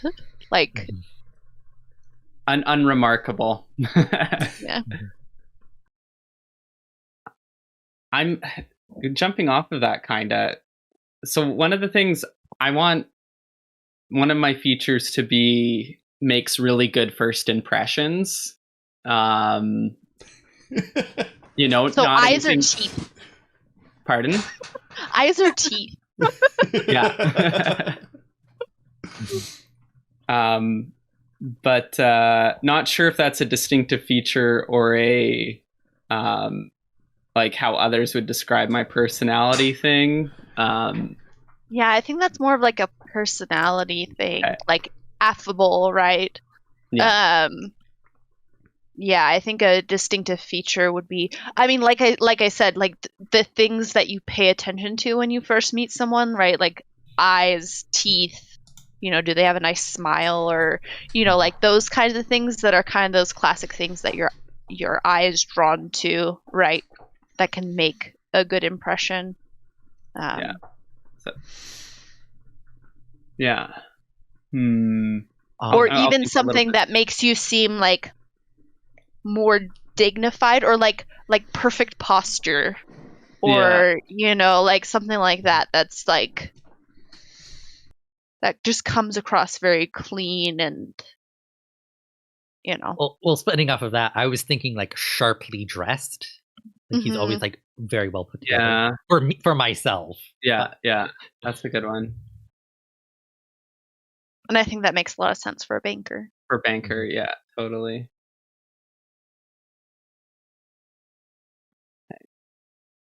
Well, and you could also, Matt, you could lean into like latest fashion. Yeah. Like if you're doing like this, kind of almost more of the socialite route, like up on the fashions, right? Like, okay, is it still in fashion to wear this particular, ascot? Mm-hmm. Oh, that pattern is so last season. Like, whereas I go for more like the timeless, like the clean banker suits don't change a lot over time. The thickness of the tie might, but that's it. I'm just not sure if I want like that to be most. I'm just looking at some of the examples. So, like, for a moment, just picture your character in your mind, and picture what your eye goes to first. I really want my character to have big glasses, so that's where I keep going first. Perfect. Are we saying like and I think thick glasses or just massive glasses? Like just like the wide rimmed? Like anime glasses. Wait, so are we talking like the really like sharp, narrow glasses? Or like or are we talking ones? like the like round, like my glasses? Like regular sized, but like round. Okay. Like Harry Potter glasses. Yeah, so like almost like the little like scholar glasses. Yeah. But I'm not sure if that's, I guess. I think that's I just don't know how I would ever use that in a role. You could also potentially do something with like their most distinctive feature is like that their voice sounds really distinct or something like that. Yeah, or like a commanding voice.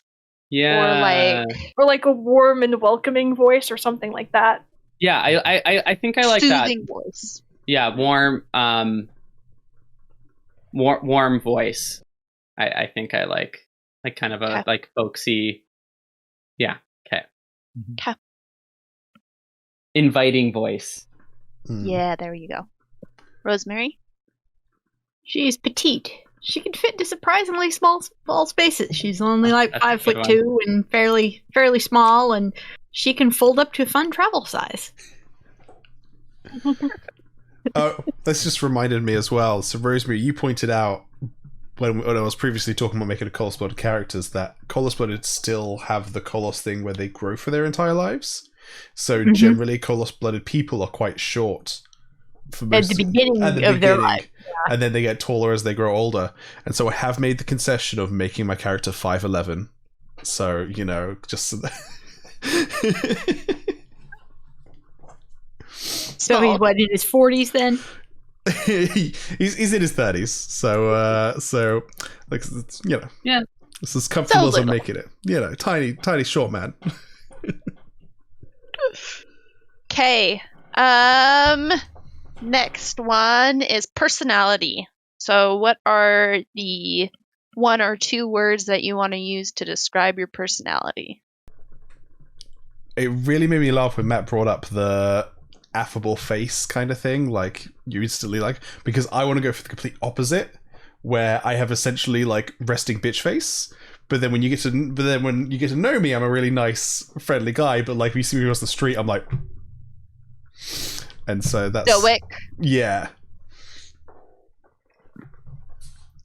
Stoic or disgruntled. Rough. Stony. Resting Kolos face. Resting Cole's face. Unapproachable. Yeah. I think I'm Yeah, I gonna think go. unapproachable is good. Yeah. I Ian? think I'm gonna go cool and collected. I think I'm gonna go jaded.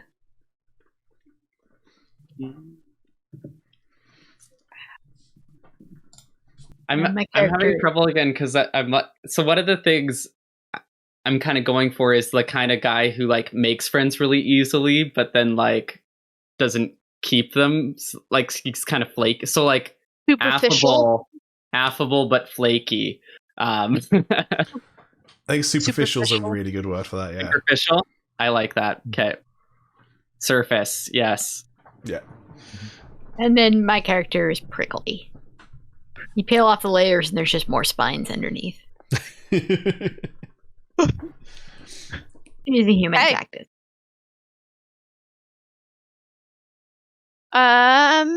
Okay, what are your so this gets into your physical, or not physical, your special powers. So we determine powers first, right? So does your character have any special powers? So this is kind of like, are you, well, not for this, but Mistborn or Keeper, right? Misting. Do you have any superhuman abilities? I'm a brass fairing. I can store and tap heat. Nice. Misting, a soother. I'm a twinborn. Tin Alamancy Copper Furukami. I wanted to do Electrum misting, so an oracle. And I am Kolos blooded, which has with no other elemental for me abilities. So then we can move on to putting down essentially your, are you fit, smart, or charismatic, which is your physique, wits, and charm. So essentially you say if your character is exceptional in 2 or more areas, you do strong. If your character is exceptional in 1 area, they have average attributes. And if your character is not exceptional in any area, they're weak. Right? So this is for like their physical, the attributes, right? So physique, charm, wits. And we can't pick strong, average, or weak if we've already picked that for our powers. Because I know Twinborn's a strong power. Yeah, twinborns are strong. Because Kolos blooded are average power. Cool. So you have to do. So if you've picked something strong, you have to pick like average or weak. If you've picked something average, then you pick strong or weak, right? Cool. We've all picked a power, so none of us have weak power. Because weak powers would be none, Yes. right? Yeah. So I'm going to go weak attributes. And I'm going to go average attributes. I'm going to go strong attributes. And I am also going strong attributes. I am strong attributes. Good. We have some variety. Nice. Wait, can you go strong if you have? Because I only got 1 power. Okay, right. Yeah. I've got you're average just power. if you're just a misting or just a fairing, it's You have average. okay, It's when you do a twinborn that right. it's strong. Okay. So for your standings, are you well off or do you struggle to get by? So here essentially, right, you're just picking essentially whatever your last one is. Yeah. And I have weak. standings because I've kind of been cut off, and I've been out of sync with Elendel's society, and I've kind of been blacklisted. I think Matt might have to carry the standings for us. Yes, I It think sounds we're like. all weak standings except Yeah, for Matt. Yeah. I'm this is why it was important to me, because I was kind of thinking of playing a standings focused character, and so I'm like, we can't be completely off the grid or I have trouble justifying how I This still makes have sense now. standings. Matt is the crew's sugar daddy. Yeah. Yeah. The intern is the sugar daddy. He's paid his way in to the life of intern. thrill. Well, that's kind of like what I like about the dichotomy of, oh, like I'm higher ranked than most people here, but like in terms of the internal structure, I'm like the bottom. And so I like the great. reversal. Okay. So yeah, so we'll get to the numbers later. So you just mark that off to the side. Yeah. What is the worst thing that ever happened to you? So this is your tragedy. So this is your defining feature, right? So like, Already Kelsey- put this into my background. Like my character's younger brother was sickened by industrial waste and died. yeah. So like in Kelsier's is right that mare, you know, the whole mare event. That's yeah. The pits vacation Yeah, the pits he is went funny. on. The vacation. Vacation. Well, and that's a good thing also to think about, right? If you are a misting or whatever, right? How you snapped. Though, like in You Era don't 2, have to snap. um, I do. one of the things Harmony did was he made snapping Easier. easier, so it's not Okay. it's not quite as traumatic now. But we don't Okay. know because Brandon's never explained. He's like, he's changed Yeah. it. And he said he changed it and then didn't elaborate. Yeah. Snapping is easier now. But anyway. That's part of what that's one of the things that I really liked about Era 1 was snapping and Yeah. like the idea even that like nobles would like force snaps and that's just Yeah. like Mhm. Yeah, It was Harmony so didn't have terrible that but at so all. cool. Yeah. We did a Era 1 text-based role play for a long time. And snapping was always a huge part of all the noble backstory. Yeah. Or not always a huge part, but like always like an interesting part of the noble backstories Well, and snapping traditions. so a gentle nudge for maybe Matt's character would be that maybe they are traditionalists. Ooh. Well, so I was kind of going in a different direction with my Okay, that's character. fine. That's 'Cause totally fine. It I was just kind of the- want him to be a little like sheltered and not have gone through a lot of hardship. So I was thinking bad breakup, lost my friend group as his like big tragedy. So, like, have you seen Schitt's Creek? Yes. Still like That's David. Yes. I haven't put that together, but like I can definitely work in some David into this. This is gonna be so.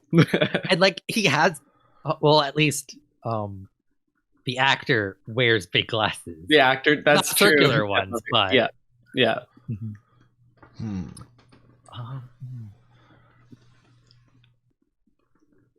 It's like I feel like he like had a fairly decent life growing up. Like it was like not the best, not the worst, just kind of average.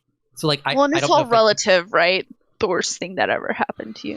Yeah. it's So like I relative. think my tragedy might be like the recent like he got fired because he started looking into this, and so it's like kind of cut off from Mhm. society. The blacklisting. Yeah. Yeah. Blacklisted by Evil Bank.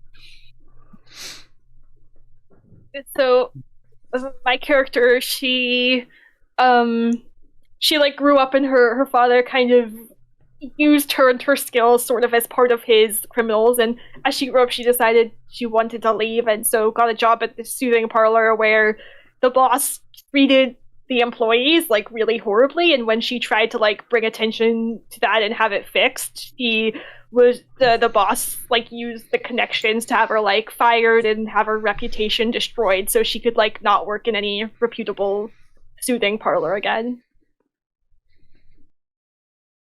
And it kind of also trickled to some of her like criminal connections, but not quite as much as like. And that's when she was taken in by the boss. See, I've been thinking about mine for a while, because I've been thinking about my character's backstory for a while. But now that I actually have to say it out loud, I realised how, like, edgelordy dumb it sounds. As long as you don't play it edgelordy, you'll be fine. So, basically, as I said, my character, he grew up in a very small tribe of, like, 3 families, we're going to say. And he was the son of this tribe's leader, who was a full Koloss. Like, he had his spikes and everything, and he was the only one in the tribe with the full spikes. One time when they were searching around, my character went off and like made friends with some locals, and then when the big leader, his dad, found out about this, he was like, cool, we're going to go and kill those people you made friends with, because they need to show you that the world is harsh and it needs to do things. And so in reaction to that, he snuck in at night because... Sorry, I missed a spot. So the other thing is that the plan was always for my character to take over as the clan leader, and has to kill his father in ritual combat once his father becomes, the Colossus eventually become unwieldy in their bodies. And so when that happened, the plan would be he would then kill his father in a ritual combat and become the new clan leader and take his spikes. And so if he's like, well, if my job's to... I've grown up my entire life being told I'm eventually going to kill my dad.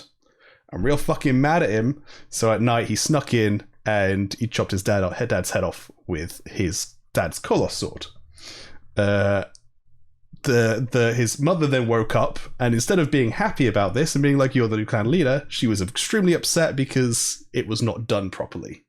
And This is considered murder in Koloss society, and so he was exiled. He had to run away from home, and that's what brought him to Elendel. And so that's the worst thing that happened. That is his tragedy. He killed his own father, which sounds super edgelordy when I say it like that. Good.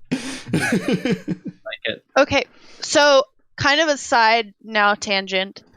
So we have tradition as a pretty heavy theme that's starting to run through characters, right? So, like upholding tradition, especially family tradition. So like, Ian has like the banker, like this is what you're set up in life to do, and you go do it, and and now you've had that fall from grace, and then like with Matt's character, right, it was like, oh well, we're trying to stay on the edge of society, but he harkens back to his genealogical roots and that tradition. And then you have Ben's with so for Rosemary and Grace, can you come up with something that is like a traditional tie-in for your characters? And that's something that you can think about, but just so that we can continue to strengthen that theme, because it's one that's naturally coming out. And you don't have to come up with it right now, but... Yeah, I do think for my character there is that sort of natural, like, her father... This is sort of the life her father wanted her to have and, like, raised her to have, and she tried to leave, but it didn't work. Okay. So I don't... Like, that kind of ties... Her father. Yeah, that kind of ties into the, like, familial expectations... tradition type thing. Sounds good. Rosemary, you can take some time and think on that. Let's move forward. So I believe the next one is, what do you believe is your ultimate purpose? What is your destiny? And also think about this. And think about this also in like character arc, right? As far as this campaign, and what destiny you want to hit in this campaign, right? Because your character's destiny might be a lot bigger than what we have planned for like our 8-episode arc. So, maybe keep that in mind too. And I know my character's ultimate destiny, as far as she's concerned, is to destroy the house responsible for her brother's poisoning. So a shorter term goal might be to stop start with a smaller house that's, going the same route and, stopping them from doing these. And maybe instead of destroying this house, we can first go to the step of stopping the industrial waste dump, that sort of thing. The vengeance can come after the justice. So I guess I do have a quick clarification question, because like looking at it, like in the book, like it does seem like this is going for like the big thing. Yes. So, and if you want to state your big thing as well, that is a good thing. But I'm also asking, so the destiny, right, can kind of, it can be like multifaceted. And so I do want kind of that short term. So, okay, maybe this will give you some context. The way I plan campaigns is we will have our introduction episode that brings everyone together. We will have an episode that focuses on kind of each person individually, right? And that takes us to 6 episodes. And then we will have 2 episodes where it's kind of like you're taking down the big bad, right? And those 5 episodes in between, right, of your group, that will like kind of string together toward the big bad. But so if that gives you kind of an idea of the arc, right? And the question that I'm asking is, so for your character, whether it is in whoever the big bad is, right? Whoever I design as the big bad, to come about to that destiny, or in that one episode, right? What destiny do you want to reach? Think on that. Yeah. In which case, like I do have an idea for like how like my short-term and long-term goals like do kind of overlap, because like the big one is like financial Catacendra. It's like the Catacendra was the end of the Ash, so he's kind of like clearing out like the corruption in the financial world, Okay. setting people up. The short term, I think, is like he doesn't know like what really went on, like because like he was away when like his family's bank got bought out. So like trying like, the truth of that situation, which so to discover the truth of my family's whatever situation, that could be that short-term goal, and then also have your long-term destiny.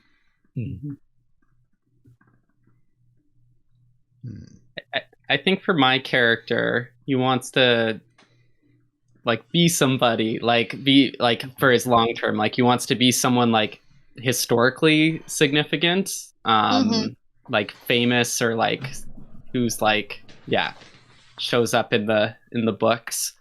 And for short term, kind of more like a finding his place, like kind of very intern appropriate. Can I also ask? Yeah. And I'm not trying to push for anything here. I want to clarify, and what's going to be fun for you as a player is your character's destiny to actually become someone that is forever remembered, or is it to accept that he will not be?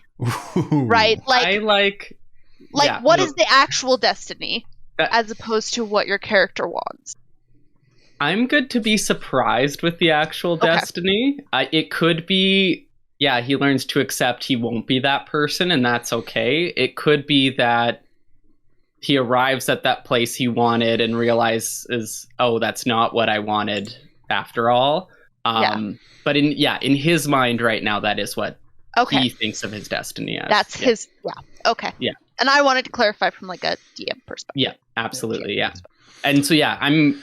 whatever you want to turn that into, I'm more than happy along for the ride. along for the ride.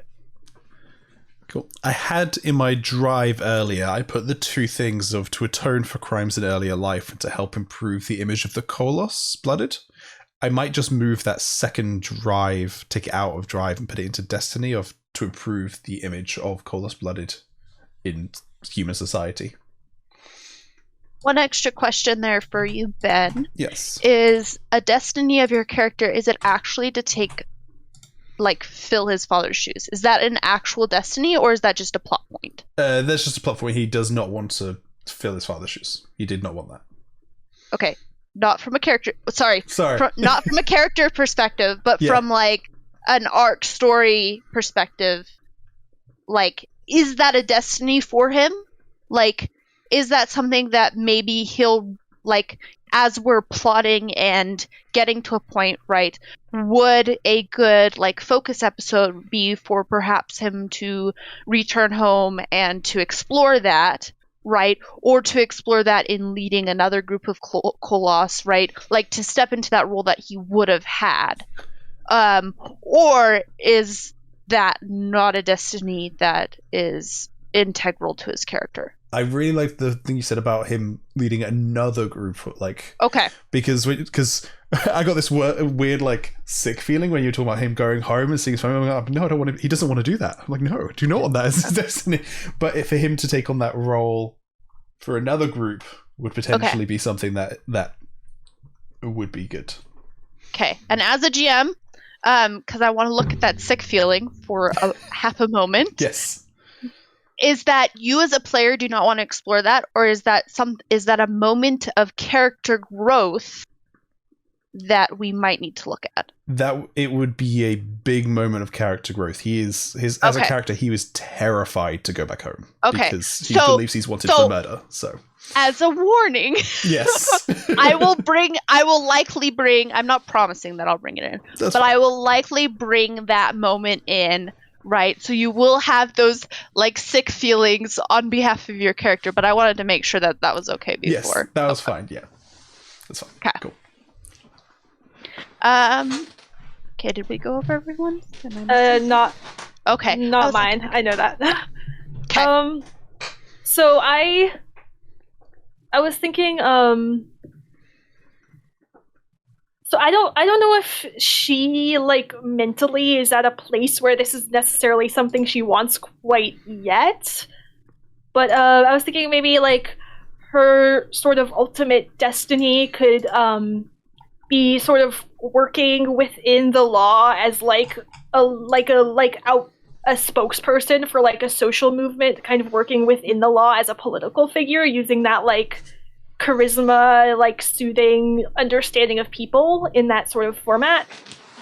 Yeah, so to bring about political change, and maybe even, so again, here's this GM perspective as looking at the character arc, right? Mm-hmm. What about, like, taking on the role of the leader, right, of the group, right? Because you were so close to the original leader, right, having that arc of the downfall of the expectations of that leader, right, and then rising up to fulfill the role that you originally thought they were in, right? That can be a really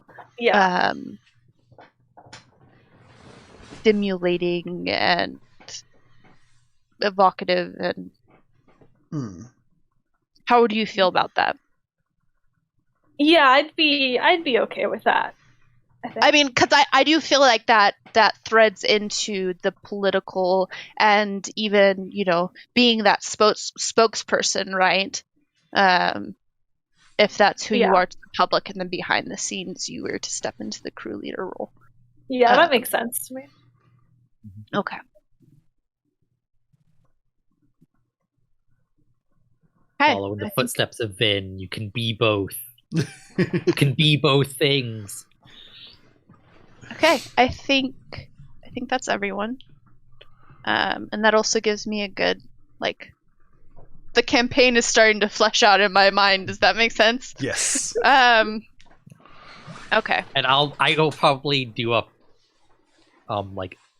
backstory document to send you at some point. Oh yeah, please. Give you some toys to play with. Yes, some and give names me give me specific names, and if there's like a personality that you want me to bring out, or like a specific look, right? Like, so if you say, oh, well, I have this attachment to so and so, then I can thread someone in just by like, oh, well, they have a gold earring, and like, you know, like those little drops, so you understand who I'm talking about without saying a name. Yes. Those are all important things. And if you can, do it more in a bullet point format than a paragraph format. That works better for me, especially in reminding myself so I don't have to dissect Cool. dense paragraphs. Don't send Natasha a short story. Got it. I mean, and you're totally welcome to send me the short story. Just put the bullet points after. Yeah. I was thinking like that's how I. Yes, exactly. That's how I think my things out. So I was like, yeah, I'll write the story and then I'll make the bullet points. Yeah, and that's totally fine. And I do want, if you do it that way, I do want to see the story. It's just, for GM purposes. Yeah, as someone who has read a character backstory from Matt, they are works of art. I'm so excited then. I've gotten like before I've gotten 20-page backstories, and that's the only reason I ask for like the bullet points too, because sitting down as a GM to read the 20-page backstory and then make bullet points as well, right? And even what I find important as opposed to what they find important, it's just multiple different things. So I'm happy with both. Just at some point, give me the bullet points. Yes. Absolutely. Okay. Next stage, I believe, then we go back and you actually fill in the numbers of your attributes, standings, and resiliences. And I think that's something you can just calculate on your own. Yes. As a Twinborn, I get a rating of 4 in both my medals, but since I am not a compounder, I also get a stunt in one of them. So, and I was thinking if I can find it, the Allomantic Light Detector for 10. Oh, that's a good one. It jives with. Yeah, I get a rating of 5 in my medal, and I also get a stunt. There is exactly one brass ferrochemical stunt in the entire freaking thing, and it's heat weapon, and I'm like, well, yeah. Well, if you would like to come up with another stunt, we can potentially do that. I'm okay with homebrewing, so long as everyone else, like in that instance, right? Like, there's just one option, right? If you have enough options, like, I'm not going to homebrew for you. But if you are not content with heat weapon, right, maybe we can figure something else out.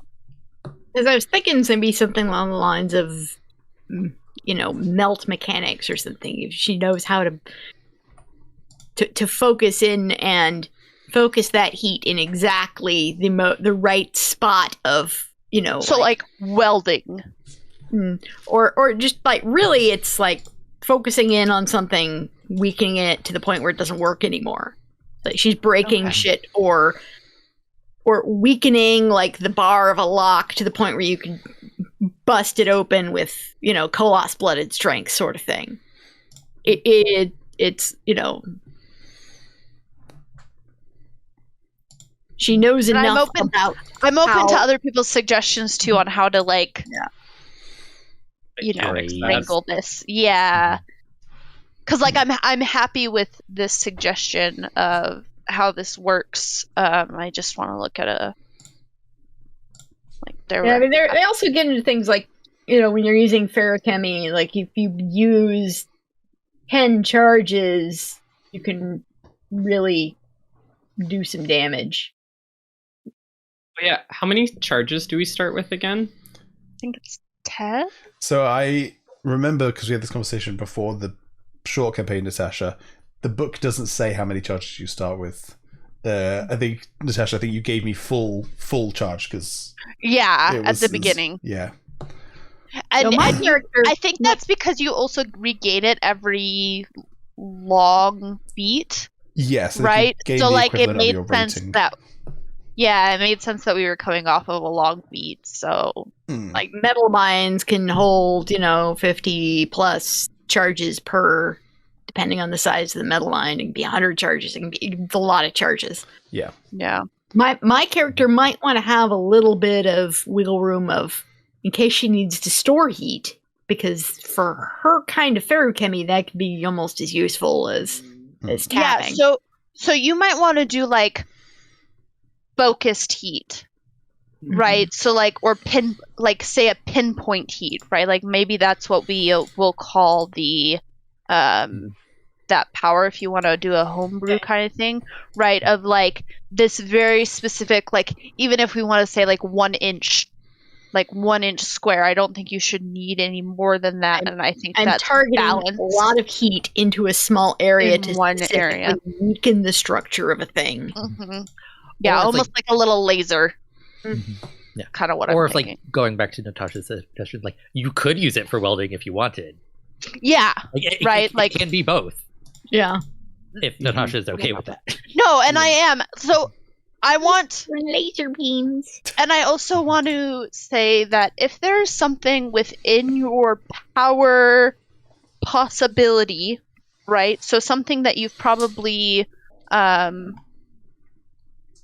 if you want to try another stunt, essentially, right? I'm open to that. It's just you will take a significant disadvantage, right? So it will be a much higher threshold of success, right? Because that's also a good way of developing powers and stuff, right? I've never done this before, but let's try it, Yeah. right? So I'm also open to that sort of thing.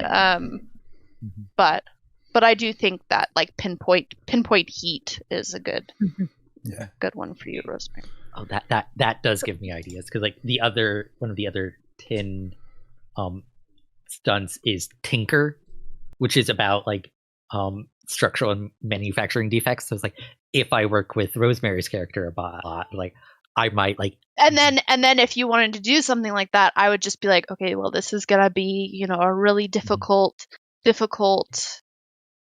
threshold, but maybe you'll get some nudges, and maybe you have aid from Rosemary's character, and so maybe you can make it happen. It'll just be a really difficult thing for you to do, rather than like your typical stunt or whatever, which I would rate at like a lower threshold. So for my stunt, I am choosing a focused emotion.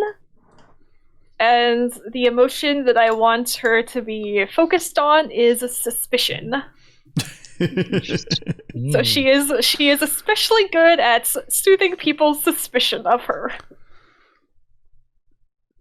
I did focused emotion for the old campaign we did with Ben a while back, and it was good. Yeah, peek behind the curtain. We've been wanting to do a show like this for a very long time. It is more than 3 years, I want to say, that we did that first mag couple of things. It was it was mediumly successful, I would say. Our crew was the Spice Girls, but it was Street Spice. Like it was because there's a drug called Street Spice in the books, and so we were the Spice Girls. And I had all the minor houses called like House Atreides and House Harkonnen, and I played an old lady Peter Arm. Like, think Maggie Smith from Downton Abbey. That was my character, but she could burn Peter. Yeah, and I like, oh my goodness, people. Yeah. What is? Do you remember Red and Yes. the woman with the gun, right? Helen Mirren. Mm-hmm. Helen Mirren is always amazing. She is particularly Anything amazing she in that does. movie. Okay. Did we go? I need to pick a stunt. Yes. Can we take a wanted- bio break soon? Sorry. Yes, Cool. absolutely. So after stunts, I was gonna Awesome. have us do a bio break, and then we'll come back. And I believe that's the last thing that we need to do is equipment. Mm-hmm. And then after that, we'll do some bond building. What time are we wrapping up? How much more time do we have? So I'm paying this right. I'm not on a time limit, you know. Okay. I'm not. Yeah. I also keep wanting does to call any- stunts feats. So. Oh yeah, me too. Does anyone have a hard cutoff? No. Okay. I mean, eventually I I won't- want to have dinner, but Sure. I might want to go to bed at some point tonight, but you know, it's I just wanted to check in before I was like, yes, let's keep going. But yeah. Actually, let's do a bio break. For those of you who are still thinking on your stunts, think on your stunts. And then for those of you who are already moving into equipment, move into equipment. And look at what props you might get. And then we'll come back and we'll kind of talk about those last couple of things. cool. Sounds good. Okay. We've been doing numbers for powers, but we should also do numbers for attributes and standings. Yes, I said that you Okay. can calculate that on your own. So Okay. go ahead and Okay. go ahead and do that. Cool.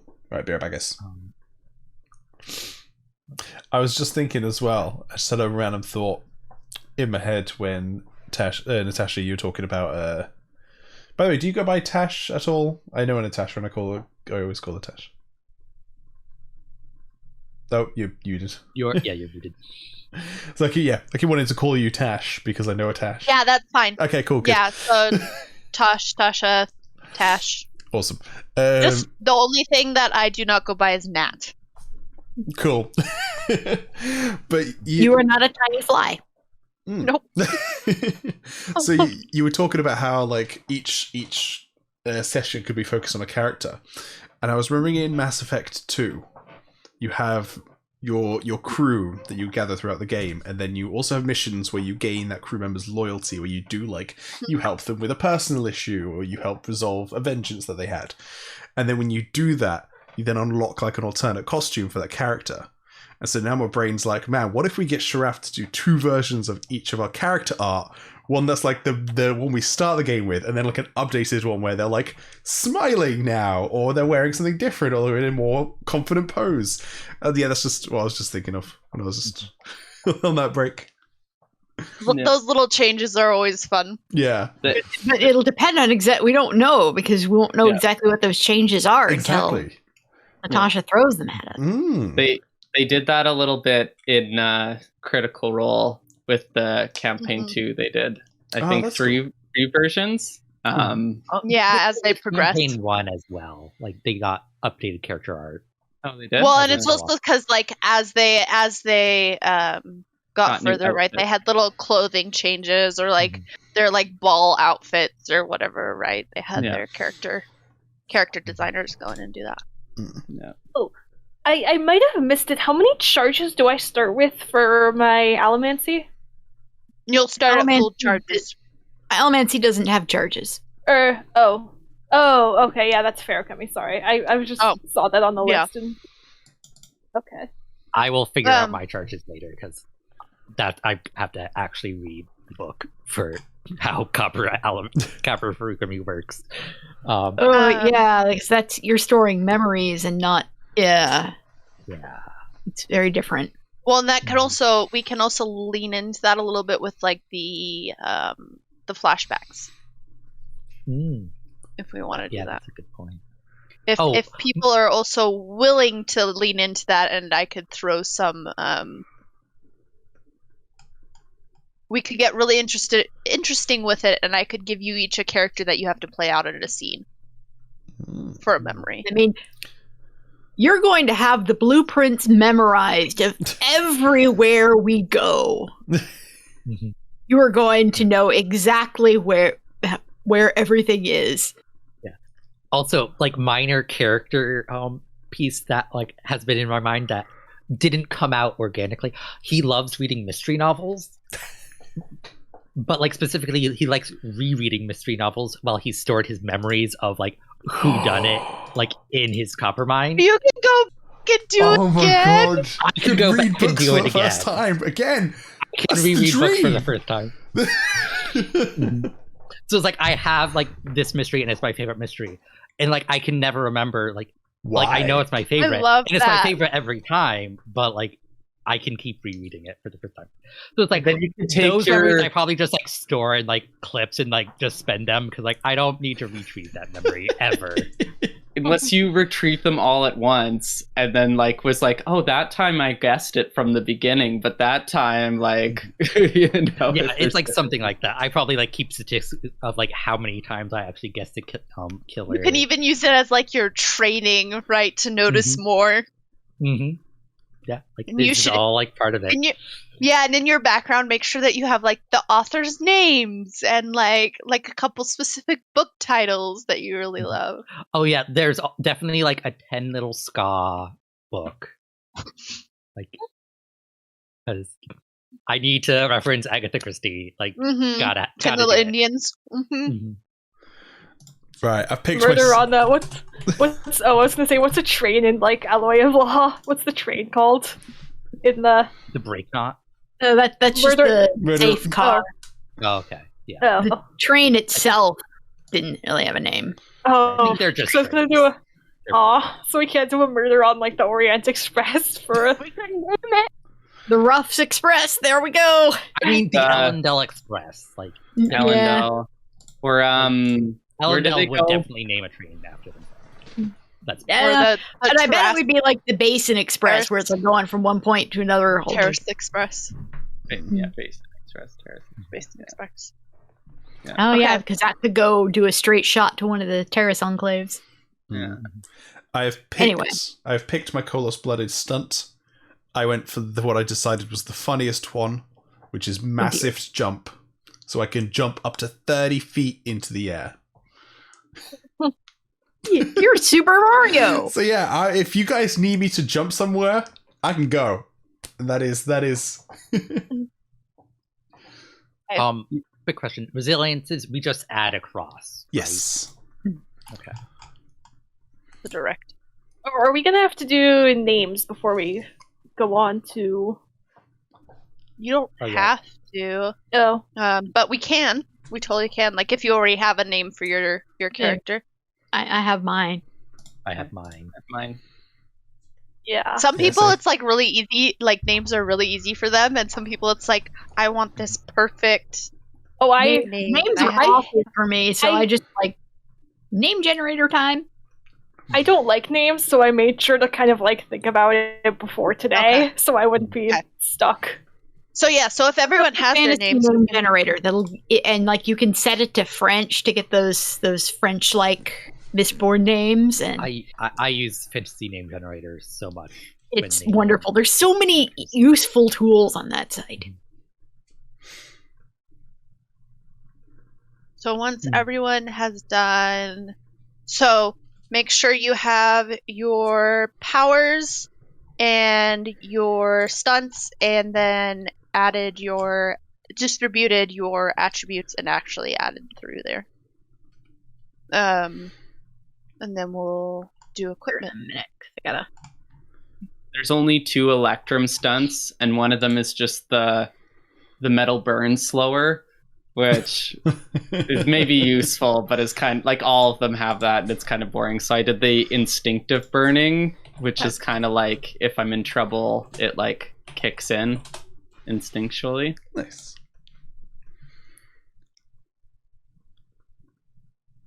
Kind of reaction.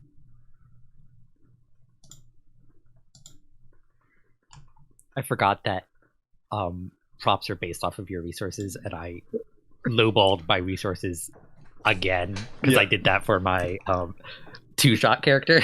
Yeah, I did the same for Ducky, and I remembered to One increase my reason I haven't resources. quite locked that in because I'm still trying to figure out my equipment. But like, I'm gonna have my 3 average metal mines. But as an extra prop, one of those metal mines is also a set of brass knuckles. I still have to take Cheeky. the extra equipment Yeah. prop for it, but there's like some overlap To there. theme it, it's kind of cool. Yeah. Mm-hmm. Brass knuckles. So yeah, so she can store some of her charges in her brass knuckles because it's like, well, I got them. might as well you make them useful all the time. I like that, and that's very iconic, right? To have like an iconic character weapon. And then the other two could just be like bangle bracelets or something. But she's got those brass knuckles. Just especially since your metal is brass. Exactly. Like that. Like it's that's it's perfect. Excellent. Yeah. It was I'm just a weirdo. And then I have to figure out my tools, because I mean, presumably I need to have a basic set of mechanics tools, and would the safe cracking and lock picking tools be in one set, or I'm trying to figure out whether I have to have 4 resources or 5 to have all of the tools my character would have. Yeah, so I would say you'd have your like mechanical set, and then you'd have like specifically like lock cracking, safe cracking set. Like Okay, the so like thieves tools. okay, my thieves tools, like my safe cracking and my lock picking, can be in the same set. Okay, that means I don't have to. All right, excellent, thank you. So Yeah, at least as a GM, that's what I would say. There's my 4 props then. I've got my metal mines and my brass knuckles, even though they're kind of a Venn diagram. My mechanics tools and my safe cracking lockpicking tools. And like I can even have them all in the same toolbox. Like I have my mechanics tools on the top, and then there's like a secret bottom where I have my other stuff. Yeah. And it's your resources is the number of props you can have, right? Mm-hmm.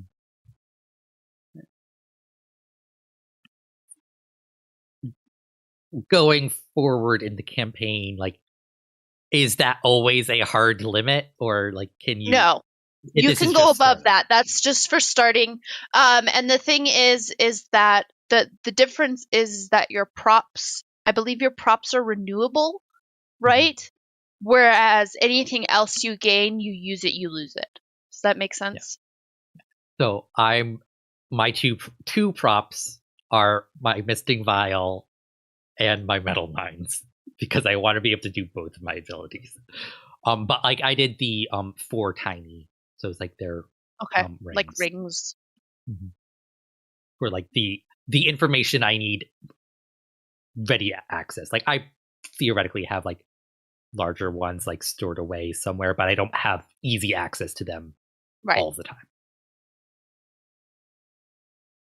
So I gave myself 3 resources, and so for equipment I took a vial for misting vial, so I can actually do my allomancy, and then like a disguise, which I'm sort of imagining is like sort of like a makeup kit type thing, and then some formal clothing, so she can blend in to different areas. Unassuming chameleon self. Cool. So I have 3 resources. So I'm going for a sawn-off shotgun, which is the Riceville shotgun, which is 1 prop. And then for my second prop, which is worth 2, is the Kolos blade that I took with me when I left home. And that's a 2 propper. So I've got 2 weapons and nothing else. Is that your father's blade? It is indeed. Okay. Just making sure. Because if not, I was going to be like, please, can we make it your father's blade? As some extra roleplay stuff around it, I've also not used it since I used it on my father. So whilst I do have it, I won't be using it in combat much. Okay. Oh, and Ben, remind me how long we want... Okay. How long do we want the 8 episodes? Like each episode to be? Remind me how long that's going to be. Because... Yeah. Oh, you go. You finish. Because I know... So, because you're editing it, right, it might not end up being 8 episodes, but I wanted to know, like, how long you want those, like, little blocky session story arc thingies. We're all okay with 3 to 4 hours. Okay. Mm-hmm. Yeah, because that's where I was saying 4-hour cap right in my mind, but I was like, I wanted to make sure that that's where we were at. Yeah, I think it was you that said that after 4 hours people start getting a bit bit tired, bit anxious, so bit antsy. Okay. So yeah, well, limited to 3-4 hours. Also, we've been going for like 3.5 hours, and it does not feel like we've been going for 3.5 hours. I mean, what we consider an episode that we play can still wind up being more than one episode that we. Yeah, I might cut episodes up when editing, but to be quite honest, I'll probably keep them all as one long videos. We've been doing 3-hour podcasts in the past. Oh, okay, yeah. So long as your community is used to it, you're yeah. Yeah, we have some really long. Yeah. We like to talk Yeah. a lot. Us? really Never. I just remembered at JordanCon, they gave us a time slot of an hour and a half, and then he also just gave us because we're doing a Shardcast live at JordanCon, and he gave us the slot of an hour and a half, and then he just gave us the slot afterwards as well, because he was like, these guys like to talk. So I mean, Billy knows us. Yeah. Or at least he knows me. He knows how hard it is to shut me up. yeah. And sometimes on a panel, he'll just let me go. Because she's like, nah, she's on a roll. Okay, Matt, are you the only one that I don't know what you have? Yeah, I'm trying to figure that out. It took me a while to find the props in the book, so I'm just Oh, that's okay. going through. Do you love how they list them twice, where they list them in this description, and then they list their stats in a completely different table? So when you control F, they turn up twice. Well, and I'm also looking for, because, the original book has the general props, but a lot of those are, kind of era-specific. But the alloy ones, it looks like it's mostly just weapons. There are some general ones if you keep scrolling. Okay. But Also, keep in mind that mechanically, props give you dice. You can have other items on your person. It just means that they won't give you dice, if that makes sense, if they're not a prop. Yeah. So I get 5 props, because I have 5 resources. I'll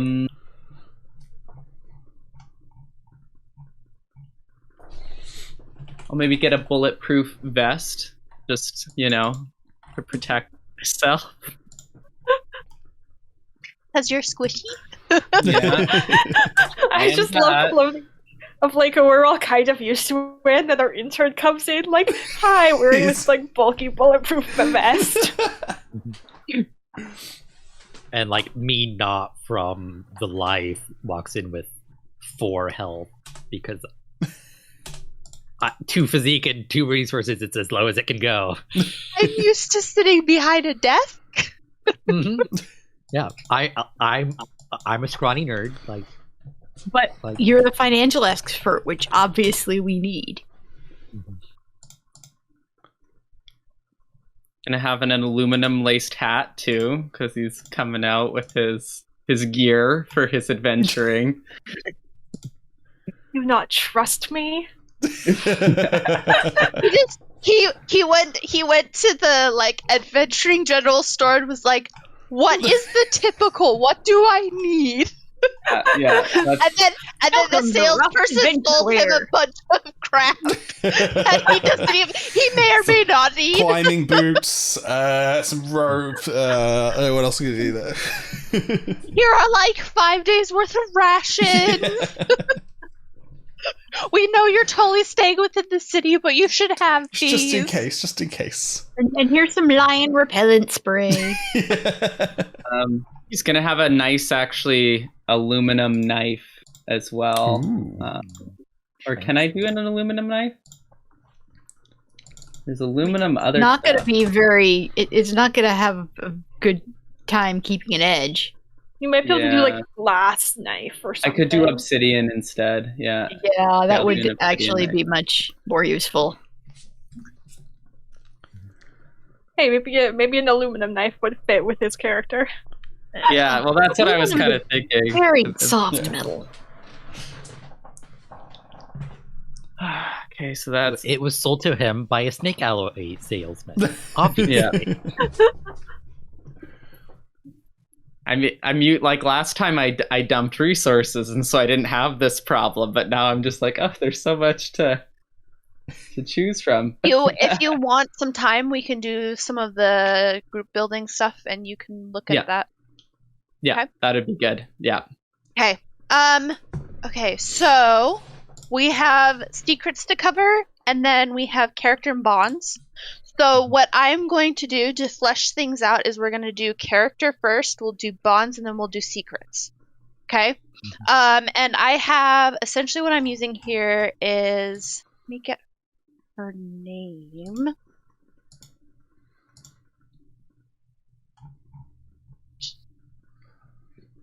Because I do want to say this right. We're on stream.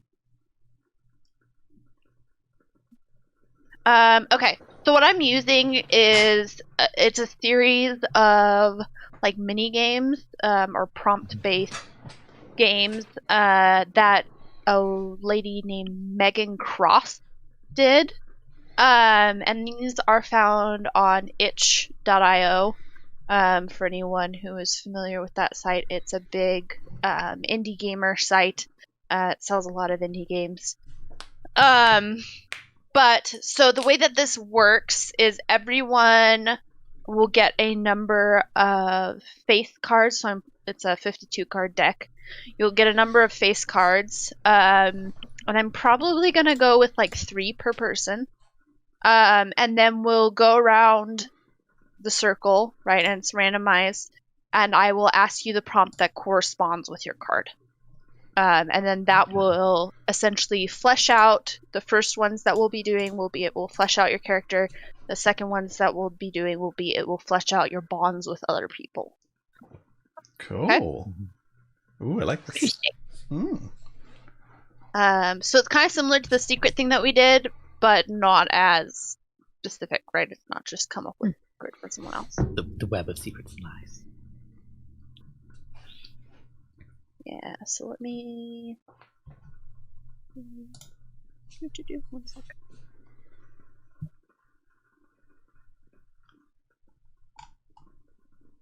Okay.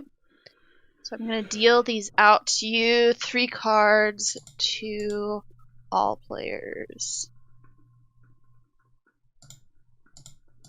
Oh. I have to select players individually. Give me a second. That's inconvenient.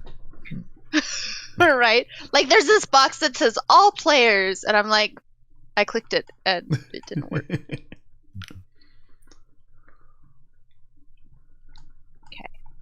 There you go. So you should each have 3 cards in your hand. Cool. You should be able to click that, look at it, and we'll just go around the circle, and I will reference the prompt and then give it to you, and we'll do that. So I guess we'll just go this way. So we'll go Ben, Grace, Ian, Rosemary, Matt, and that will give Matt some time to work behind the scenes. Cool. Are we doing 1 card at a time? 1 card at a time. Cool. Yeah. The 9 of diamonds. Okay, let me go on down to that. So let me also tell you, so each suit represents a different thing. So hearts are the suit of happiness, clubs are the suit of bonds, spades are the suit of sadness, diamonds are the suit of character. So 9 of diamonds, you said? Yes. Okay. So this is called Chink in the Armor. What is your greatest weakness? Has it always been that way? What do you do to compensate for this weakness? I would say this is the character, right? Yeah, cool. No, it's you personally, Ben. I thought I'd just We're getting real deep. I want to know, Ben, everything. I would say it would be he is really scared of other Kolos because he's worried about who, because they, the society is small. There's not a huge amount of them. He's worried that they know what he did, and the way he compensates for this is he's very aggressive towards other Kolos. Okay. Color-blooded, yeah. Well, when you say other Koloss, you mean like full-blooded Koloss, not necessarily Koloss-blooded. He's just very... So when he first meets one, he'd be very wary around them. He wouldn't open up to them very quickly, and he'd really suss them out before giving them a chance to interact. Really lean into that resting bee thing. Yeah. Okay. Grace. I got the 5 of clubs. Okay. Clubs. So 5 of clubs. Wait, no, actually, I did. Wait, hold on, I did that wrong. I accidentally drew from the deck and not looked at the ones you showed me. Oh, okay. So I actually got the Joker. I think I was supposed to take the Joker out. So we'll do 5 of clubs. Alright then, cool. Okay, 5 of clubs. A friendly shopkeeper once helped you prepare for your adventurer's life or for your crime life. Who were they? Where did you encounter them? What about your interaction has stayed with you? A friendly shopkeeper helped me prepare. Is that Yes. what's... And Yeah, so and preparation is a broad term.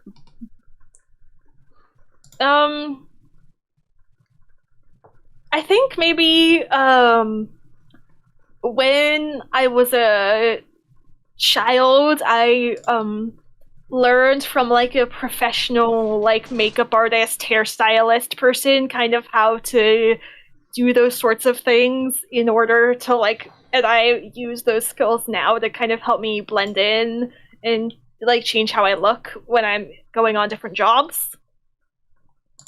And I think what stuck with me was really just like her kindness, and like she didn't really have to like teach me those things, but she did anyways. Friend figure. Okay. Ian. The King of Diamonds. Okay. Nobody's perfect. What's the biggest lie you ever told? Who did you tell it to? And why did you do it? I don't know. I want it to be a lie to Matt's character, though. Okay. So something that could potentially come and bite you in the butt. Yes. Okay. I have... Because, like, everybody lies sometimes, but, like, because, This like, is the biggest lie you've ever told. Yes, like, and it's because, like, I've been going, like, the straight, like, honest man archetype so far. Like, I You know you want it to be something to Matt's character? Yes, like, I because, like, we do have, like, that connection. Like, we, like, we're, like, schoolmates. Like, how old is your character? Because I'm thinking mid-20s, but I think we should be, like, roughly the same. I want to be a little younger, so I was thinking 22. But I could age, yeah. Well, no, so you could have been, like, where Ian's character was more, like, at the end of his schooling, and Matt's character was at the beginning, right? That's true, yeah. I was a freshman. Okay.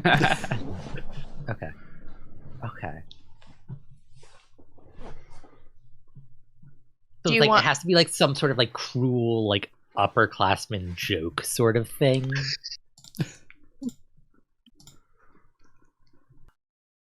You want time to think, and I can ask someone else I do want their time question? to think. Hey, I do want time Rosemary, to think. What's your prompt? Or what's your card? So, I just click on the number here? Or? Yeah, so you just click on the little card icon right above there we go. All right, and then pull them up. So just tell me I see them. And I just tell you the first one? Mm-hmm. All right, Ace of Hearts. You're like, interesting. I didn't pick these. There was someone with whom you shared your heart. Describe your first love. Did they feel the same way? What did you love about them most? So this is just first love. They don't have to be currently in your life. But definitely not currently in her life. And this would certainly be from a long time ago because my character's in her early 30s. So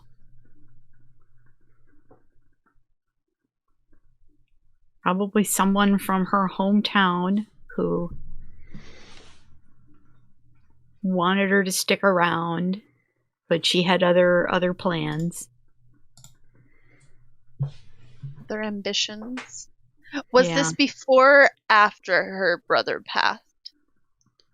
This would probably be before.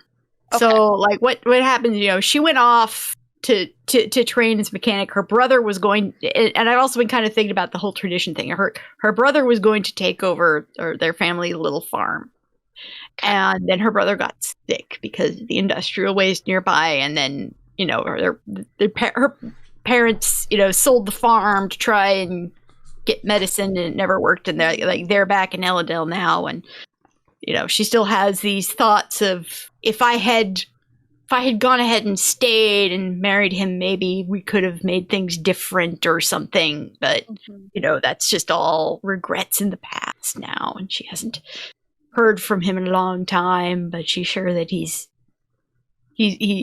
must have found someone else and is happy now. Okay. And what about them did she love most? Oh, all sorts of things that you're never gonna peel out of her in character, man. I think she loved his optimism. That was, that's one of the things that life has definitely crushed out of her. But it was something that was never strongly in her personality to begin with, so it was something that she was missing, and now she's just lost completely. Okay. So I have an idea, thanks to the illustrious Grace, that I want to get Matt's permission for, which is, what if I told a lie that was responsible for the breakup and dissolution of the friend group that is your character's tragedy?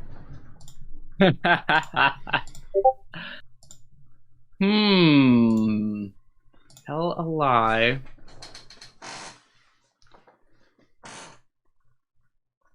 I think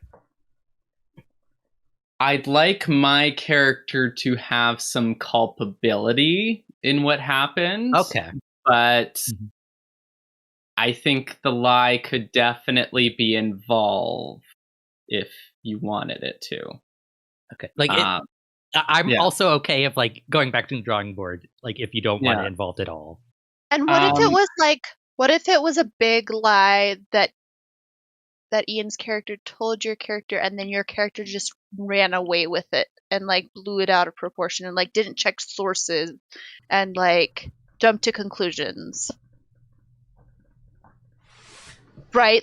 It was that information that you were acting on, right? So you could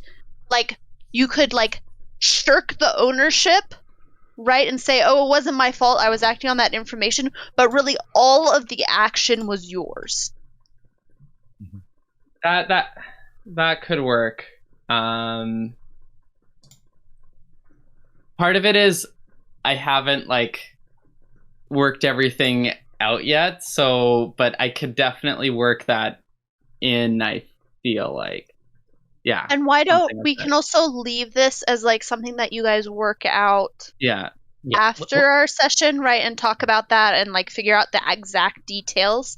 But that little twist. I'm definitely interested in that in principle. Okay. So, yeah.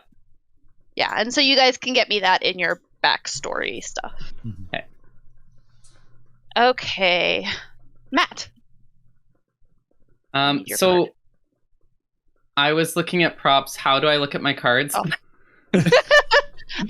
So it looks like you have 9, which is completely incorrect. I was looking at that 9 thinking, what happened there? Just click the beginning, the first one. I think I can't steal it. Can't look at it. So just click on the first one. The one on top of the deck is a 5 of hearts. No, no, in your hand. When click you on the little where number you see your above name, you. there's a purple square with the number 9. Yeah, click the that. number. Oh, Yeah, and I have, You're just gonna look at the first 3.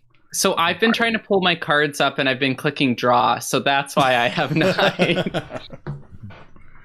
Yeah, my confusion was also how I was like, I don't know, I drew the 5 of clubs. So should I just look at the first 3? Yes. Yeah. So just Okay. give me the first one out of all those. The first one is Queen of Hearts. Okay. Hearts Queen.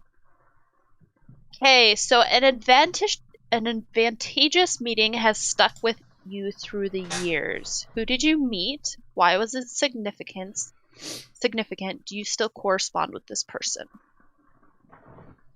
Yeah, okay, this works well, I think. So one of my ideas, I think, is that my character's grandmother is kind of like a puppet master type character, which is part of why like parents left, right? Because they're like, we need to get away from her influence.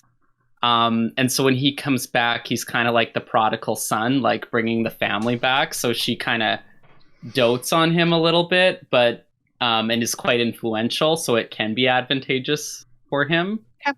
But she's Comes also with strings. yeah.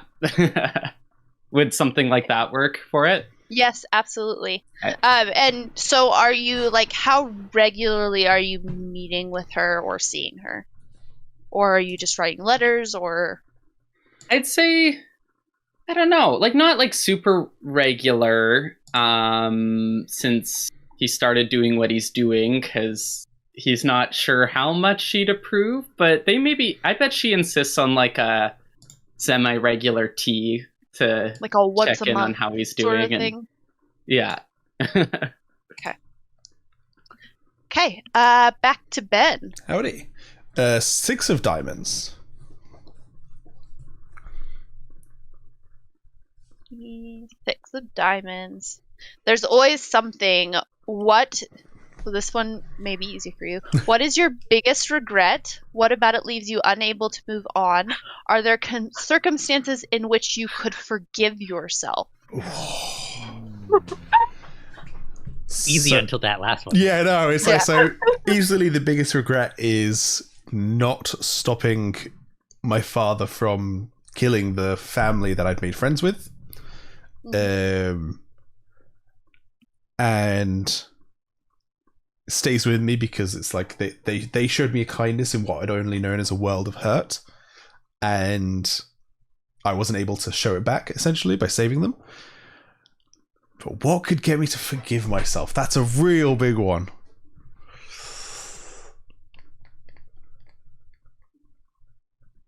I'm not sure. I'm really not. And if you want, you can think more on it, but I do think that's a really great, like, character question. Yeah, I really Right, like come that. to that. I'll, Come to that atonement. you can come back to me. I'll think on that one. Okay, Grace. Ace of diamonds. Okay, Ace of diamonds. More than anything, what is your greatest desire? What will it take to achieve it? What would you give up to see it realized?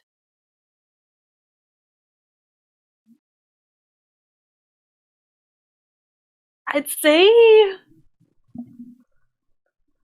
more than anything, my greatest desire is to just kind of have like a sort of normal life outside of all of this like criminal activity and like conspiracies and stuff that she was raised in. Like she wants to be able to like look around at people and not just sort of read them and immediately think of like, okay, what are they feeling? How can I use that? Like, what would she give up to achieve it? Was that the other half of that? Mhm. I think she would. I think to achieve it, she would give up like a lot of like her own kind of Like, I think she would be like self-sacrificing to achieve it, but she wouldn't necessarily be willing to like hurt other people to achieve it. Is sort of. Okay. So she has that line. Okay. Ian. The Queen of Clubs.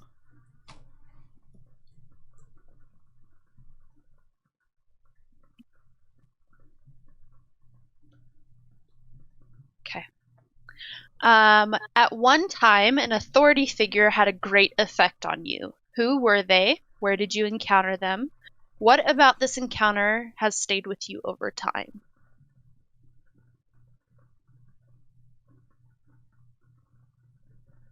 I think that would be my father.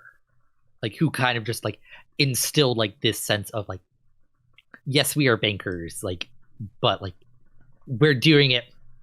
We're not just out to make money for ourselves. Like, we're trying to help people. Like, so it's, like, contrast to, like, perhaps some other members of the family that are a bit more cutthroat. Though self-serving, yeah. Or like the broader financial like complex. Okay. Rosemary. The Jack of Spades.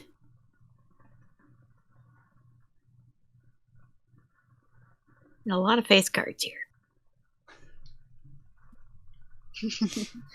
You left someone dear behind when you set off on your adventure. Who did you leave? What did they do to try to stop you from going? Do you regret leaving them behind? I feel like that's almost the same one as last time. Yeah, but it could be a completely different person. Yeah. Right? Or, like, potentially you even left your brother, right? And there's a lot of guilt there. The family didn't really want her to go. But,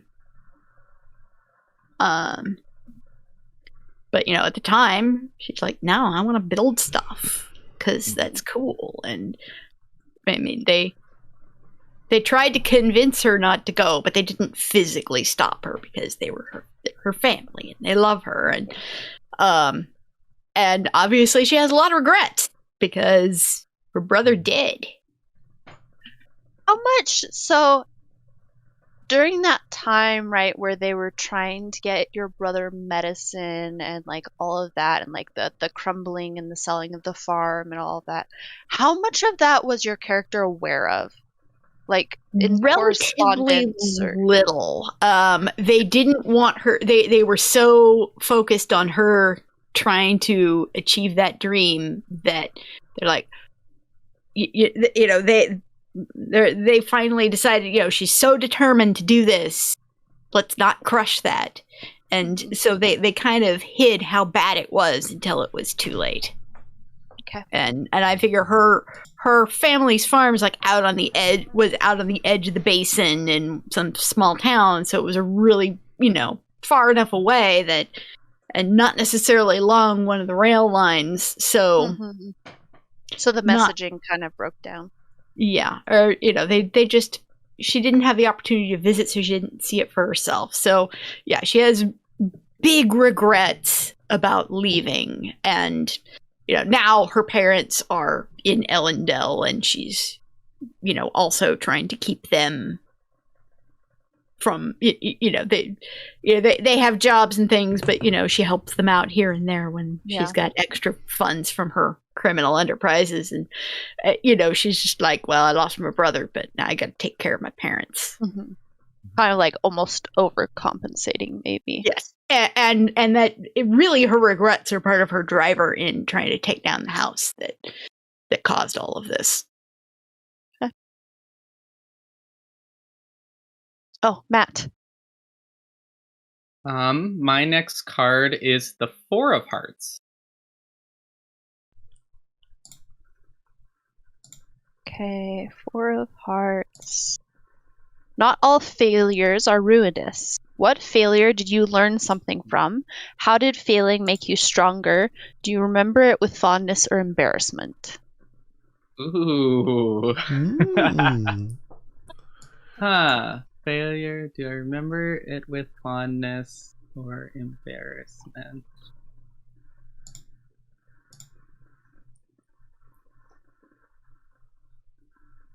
Can you read the full question again? Mm-hmm. Not all failures are ruinous. What failure did you learn something from? How did failing make you stronger? Do you remember it with fondness or embarrassment?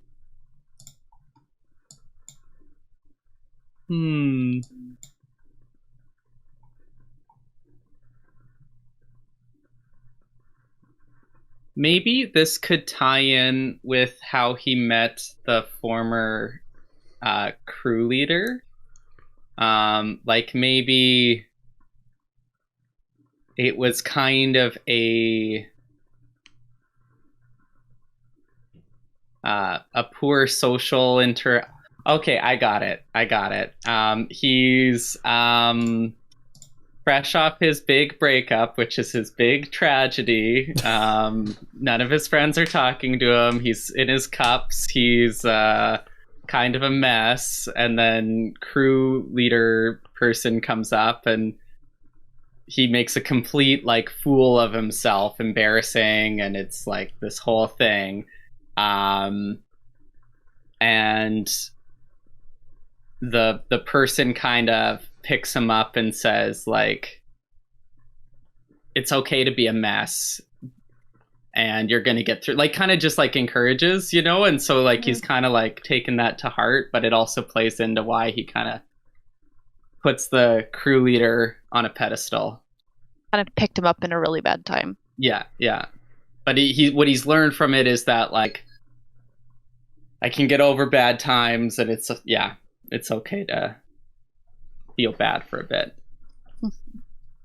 Be down in the dumps. Okay, last round. Go. Oh, I was just gonna interject and say, like, I kind of like that. It seems like for this unknown crew leader, like we kind of have some sort of characterization of they sort of have this habit of like recruiting people at their lowest. Well, and I find that interesting because it can either be a really good thing or it can be almost like a predatory. It just seems like that's sort of a theme that we all kind of how we got into this crew is like we were approached by them when we were like at our lowest point. Yeah. No, totally. I want to say like I like joined after like the sacrifice. So it's like I don't know him or so it's like I'm like getting this like third person like perception of who this person is. Mm-hmm. Cool. Okay, what was your last card, Ben? So quickly, because I've been thinking on what would make me forgive myself of the thing. Oh yes, please. It would be someone just to like. Essentially, I'm blaming myself for something that someone else did, and so it would be the only way I forgive myself is someone to sit me down and be like, "Yo, this isn't your fault. You know, you didn't kill the family. Your dad did. You know, potentially, maybe. I don't know." First, we'd have to know. First I'd have to actually tell someone, and I'm not very forthcoming with this kind of information. Cool. So my last card is the Six of Clubs. Of clubs. A former love is still part of your life. How long ago were you in love? What do you love most about them? How did it come to end between the two of you? Ooh. Someone I met in the homeless shelter kitchens. It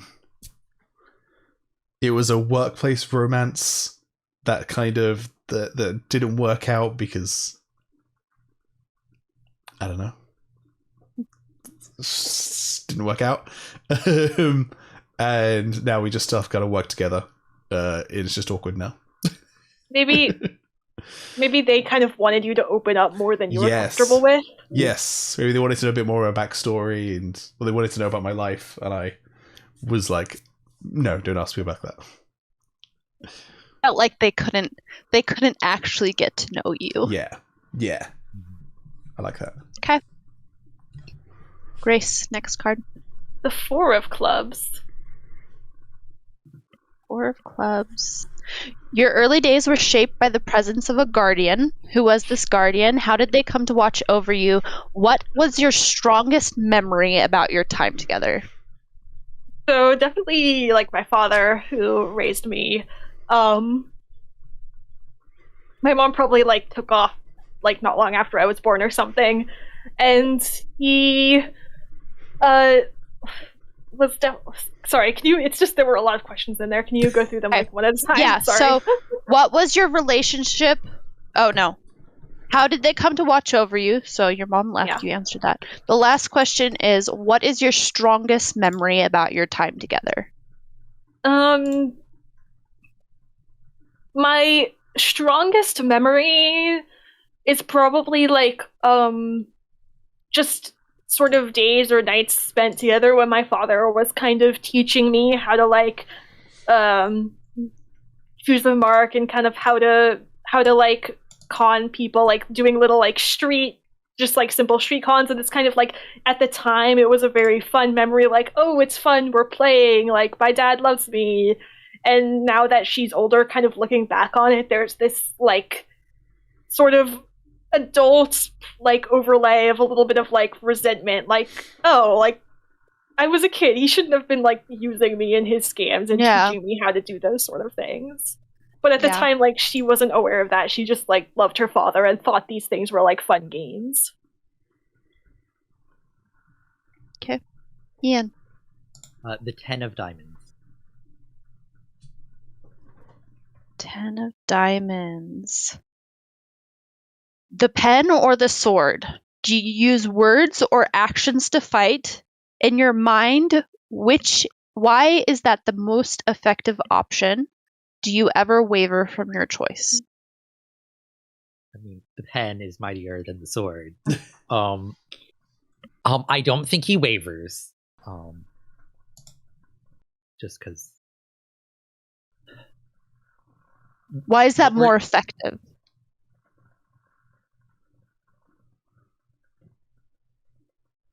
It's more far-reaching, is the thing. Okay. It's like, okay, like, sure, if you have a sword, you can kill one person, or,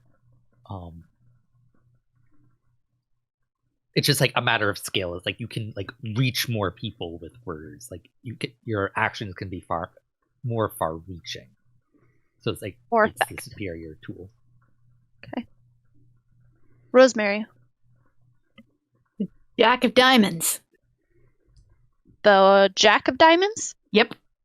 Okay. Everybody has their reason. Why did you take up the life of a criminal? Was it a hard decision? What did you leave behind? Well, we all know it's revenge and, a little bit of justice. She left behind a fairly promising career as, putting together an inventor's ideas. And, she misses it some days. Not that she'd ever admit it, but she just has this drive now, and it's not going away. She's been doing this for a good few years now. I figure she's been doing this a little while. I mean, I figure she was... it's maybe been about 5 or 6 years since her brother's death. So, sometimes, late at night, she'll admit that she misses that life that she had and wishes that she could just make it all go back. And, that just grows a little more pricklies under her skin. She's got issues, man. I think you all do. Yeah. We have entire Exploit. subscriptions. Yeah. Okay, Matt.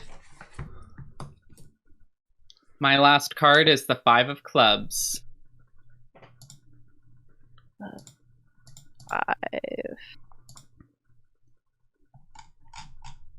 Okay. Let me see here. You will always remember your childhood best friend. How did you come to be friends? What is your favorite memory together? How do you keep in touch now that you are separated? Okay. So my character has a older sister who because their family kind of kept them isolated growing up because of they were, running from their past kind of. So his sister's his best friend. He thinks she's the best at everything she can do, and she's the perfect older sibling, and he's the baby. So that's it. What was the second question? What is your favorite memory together, and how do you keep in touch? Okay, his favorite memory together is probably just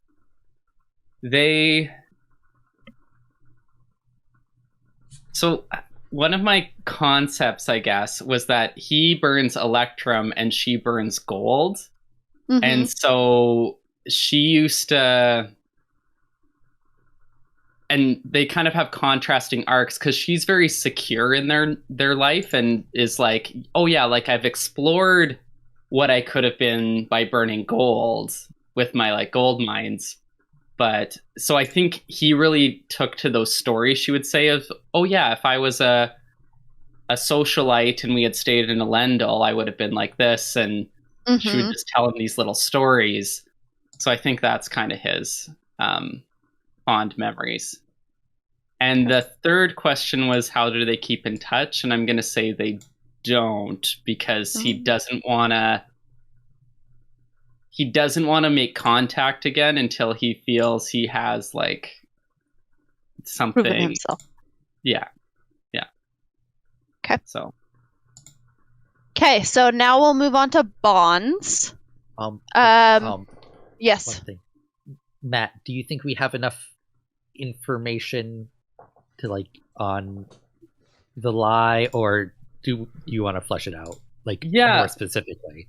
I have a couple different thoughts. So, but what Ian and I've been messaging Ian on the side about the lie. And we were thinking maybe it was a white lie that maybe was told one example I had was if this relationship I had that blew up was not good, maybe at one point my character was like, oh, do you think this person likes me? Is this good? And he was like, oh yeah. In a kind of spare your feelings kind of way.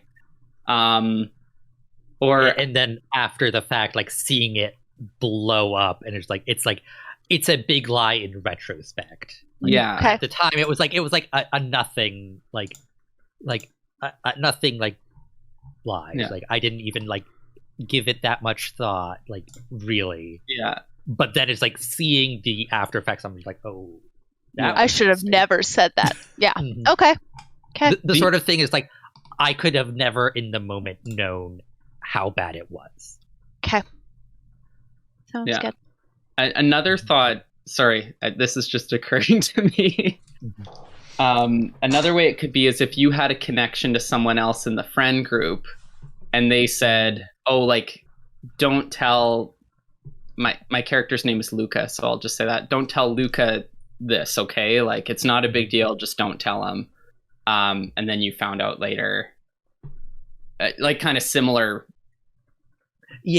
prospect, or we can workshop the details, but something along those lines. The right sort of vibe has been Yeah. formed, Yeah. I'm getting it. Yeah. Okay. So now we'll do bonds. I did deal you 2 cards each. So these are all questions. Hearts are emotional bonds. Diamonds are obligation bonds. Clubs are social bonds, and spades are historical bonds.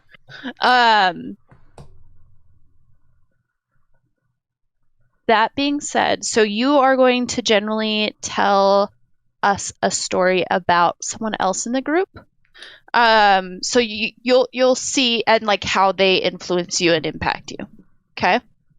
And this will be with the consent of the other person. So you will pitch your idea and pitch exactly, how you would see it going down, and then the other person will, consent to it, and if you need to workshop it.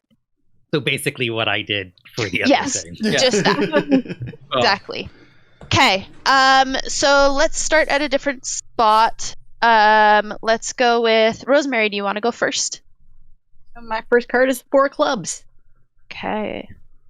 And sorry, what were the different categories again? So let me scroll back up to that spot. So hearts is emotional bonds, diamonds is obligation bonds, clubs is social bonds, and spades is historical. So Rosemary, you said 4 clubs? Yep. Okay. You and another character have a similar life goal. What is it? Does it create camaraderie or rivalry between you?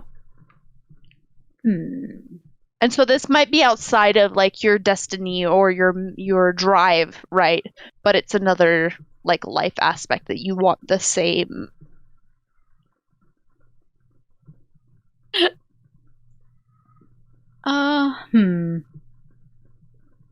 Ben?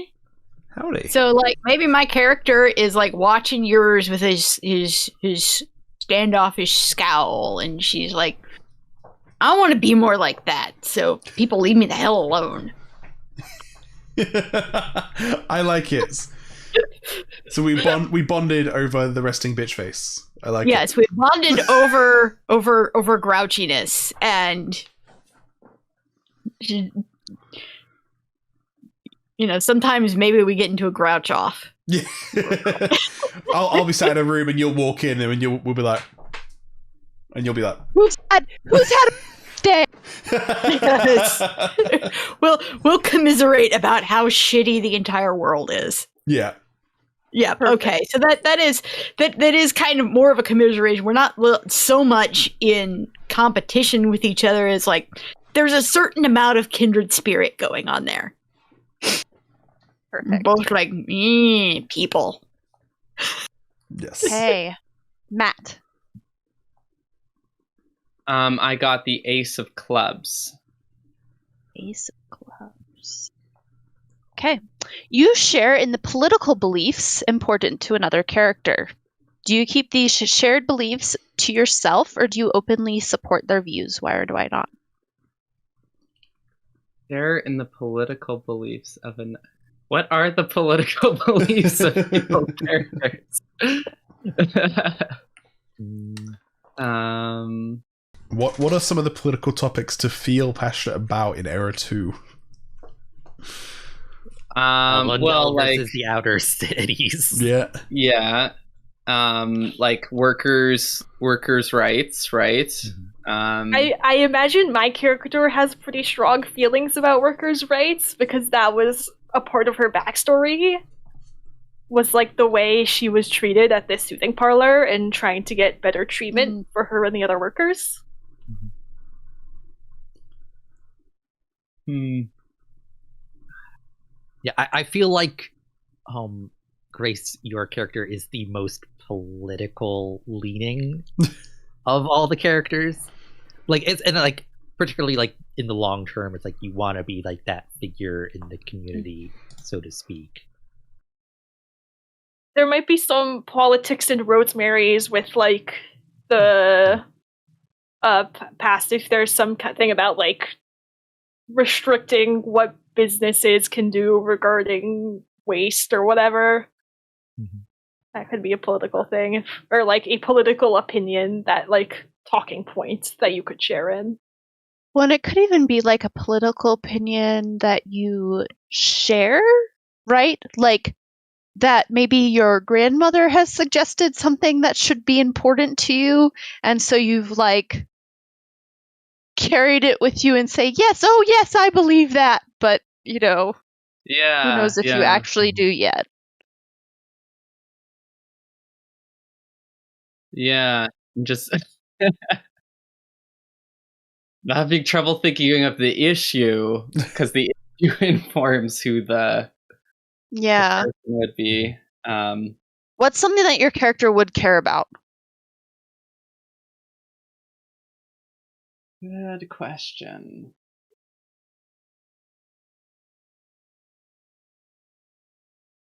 like he's just very shallow. Like he's the kind of person who's like, oh yeah, I forgot to vote. You know what I mean? Like, like he's kind of that guy. But maybe what I could say is, so we've established he kind of idolizes the missing crew leader.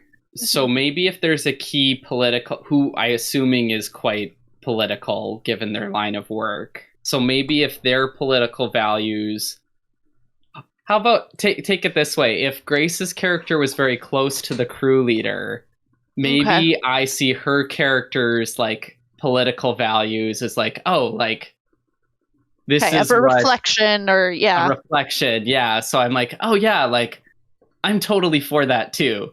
Like I've not educated myself about it at all, but this sounds like a great idea. Vote yes on whatever proposition, but I don't even know what the proposition is about. Yeah, well, that works. Actually, I think running with this, actually, Grace, like my character's like a noble, right? So I probably feel kind of inauthentic at some points, whereas your character is giving this like very like authentic, like you've lived, and not that you've maybe told the details, but like kind of a harder life, and you know, I'm like, yeah, like yes. Kind of my way of giving myself some cred when I feel like I have none. Yeah. Okay. Okay, sounds good. Cool with that. Ben. The 6 of Spades. You and another character know each other from one of your first adventures. What was the adventure? How long ago was it? Have your paths crossed again since then? I would say, since Rosemary picked me, I'm going to pick Grace. And then say that one of my first times I was recruited by Nameless Leader, Grace was also on that job. Okay. I don't know how specific we want to get, because... Can I make a suggestion that's kind of branching off in a little bit of a different... What if you worked with Grace's father at some point? Ooh. And so, like, you have that connection there of, like, you've met, maybe she was working at the same time, right? How long have you sort of been in the city and doing this, Ben? Because that would sort of inform... I'd say 5-6 years. I was in my early 20s when I left the Roughs, and so came to Lendale when I was, like, mid-20s. And I've been just kind of bumming it around since then. So, I'm trying to think of the timeline. So I would say I'm probably like early mid-20s now, and I probably left to try to work at the soothing parlor when I was like maybe like 19. So I don't know if the So it would be really early in Ben's character's career. Yeah. Yes. It would have to be like one of your first like criminal jobs and sort of like one of the last things I ever did before leaving, sort of timing. Yes. Yeah. Yeah. That sounds good. That works. Do you wanna hash out a detail? Maybe this was the job that kind of like, I don't know, like Grace, maybe this is like the breaking point, right? Like, why was it that job that made you leave, and what does that then mean that Ben's character might know about you or be able to gather from that? Maybe it was like so can I have some time to think about this? Oh, absolutely. Yeah, Yeah. absolutely. I was going to suggest potentially things like maybe it's a heist where we're supposed to steal something from... We realized we were stealing it from like a hospital or something. Or... Yeah, I don't know. It is on you, Grace, because I don't know what your father was really up to. I don't want to write it for you. I was thinking maybe it was something where like the whoever hired us was kind of dangerous, and my father was sort of planning to subtly screw them over and like put the rest of us in danger as well. And I was just sort of fed up with that sort of like Nonsense. yeah. Okay. So maybe you left before the fallout really happened, but Ben was there for the fallout. So he might have gotten a little screwed by your father. But then I would have maybe seen Grace dip out and was like, that girl's got good instincts, and like, Yeah. should pay attention to what she does more. Okay. Yeah. Okay. Ian. 8 of diamonds. Wait, did Grace go? That was my card, yeah. Oh no, yeah. Grace. There you go. Okay. Thank you for watching that. 4 of spades. Spade 4. You and another character knew each other growing up. How close were you as children, and why were you separated? Ooh. It's kind of a difficult one. Yeah. We have to figure out. Yeah. And it could even be like a tangential kind of thing, right? Like somewhere that like your family would visit or their family would visit, right? And like you maybe had like those like spring break run-ins or, you know, that kind of thing where it was just like very like an old memory. Maybe so Ian, maybe Yeah. some kind of crime that I committed was maybe connected to your family or someone in your social circle, and so we kind of ran into each other at one point.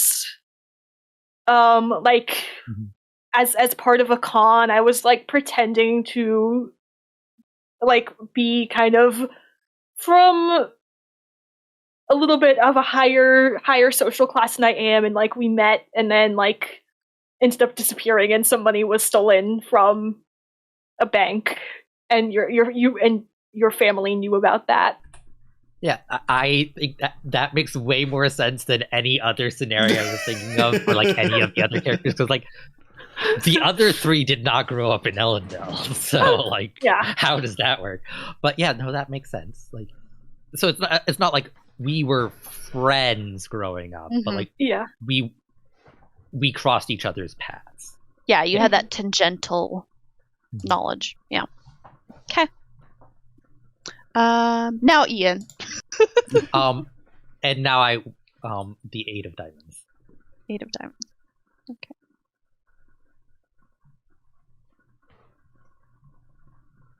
Diamond 8. You owe a large amount of money to another character. What of yours did they pay for? How close are you to repaying your debt? I find this Only one fascinating. character you can really owe that. Yeah, like it has to be Matt's character. Because like Matt's character is also the only one like I would borrow money from, because Yeah. I more or less trust. Like Okay. I understand him. The other 3, like I don't think I know them well enough to like go into a massive amount of debt for. Any of us have enough money for you to go into a massive amount of debt with.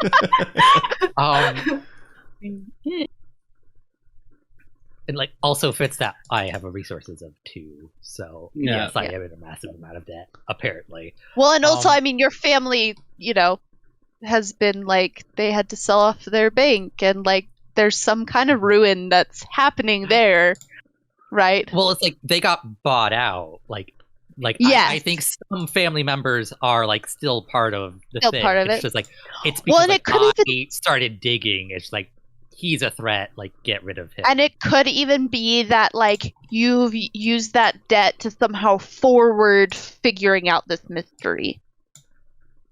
Or Right, like you couldn't borrow from the banks, right? So you had to go to a friend. Yeah, or like I was thinking like, because like I had been living like out like somewhere else, like working at the bank job, losing that. Like I came back to Ellendale. Ellendale's an expensive place to live. Yes. For like somebody of my social standing. So it's like I probably like owe him rent or something. What if we're so like my grandma pays for a nice little flat because she wants to keep me close and in the city, and then there's a spare room and we're roommates. I mean, yeah, my character is not happy with this. No. But like he doesn't want you to know that. Yeah. But yes, like Hey, but I could also I'm see, okay with roommates. I could also see Matt's character bringing friends back and having some ruckus party, and then Ian's character being like, I hate this, but I'm living here for free and I can't complain. exactly, like, I don't really want this party here, but I can't say anything. Yeah, and like, what if like I'm keeping track of the debt? Like, oh, like, hey, this is how much I owe. Yeah. Is it Luca or Lucas? Luca. So I'm keeping track of how much money I owe Luca. I don't know if it's up to you. Like, is Luca keeping track? No. He Absolutely doesn't not. care. My grandmother's paying for it. I don't even care. You're paying me in friendship. Perfect. Okay. Rosemary, next card. Or last Jack card. of Hearts. Okay. Hearts. Jack. I feel like you got so many heart cards. Yeah, which is Yeah. hilarious for this character who is like super grumpy. Okay, I don't really like this prompt for you. Because it says another character is like a parent to you. What important lesson did they teach you? Mm, And I don't know that Yeah. that fits. Giant nope. I think I need a replacement card. Yeah. yeah. So I'm just gonna look on the other sides of it. How about this? Another character makes you want to be a better person. What traits of theirs do you try to emulate? Probably Ian's character's idealism. Okay. She will absolutely not admit this except under torture. But you know, Well, and that's kind of. Sorry, go on. she admires the idealism, and again, it's a little bit of that optimism from Yeah. her past that Mm-hmm. she sees that and knows that it's a good thing to have, and she doesn't have it anymore, and she's just like, I wish I still had that. I'm glad he has it. Mm-hmm. Okay, Matt. My last card is the 3 of Hearts. 3 of Hearts. Another character broke your heart. How long ago was it? Did you forgive them?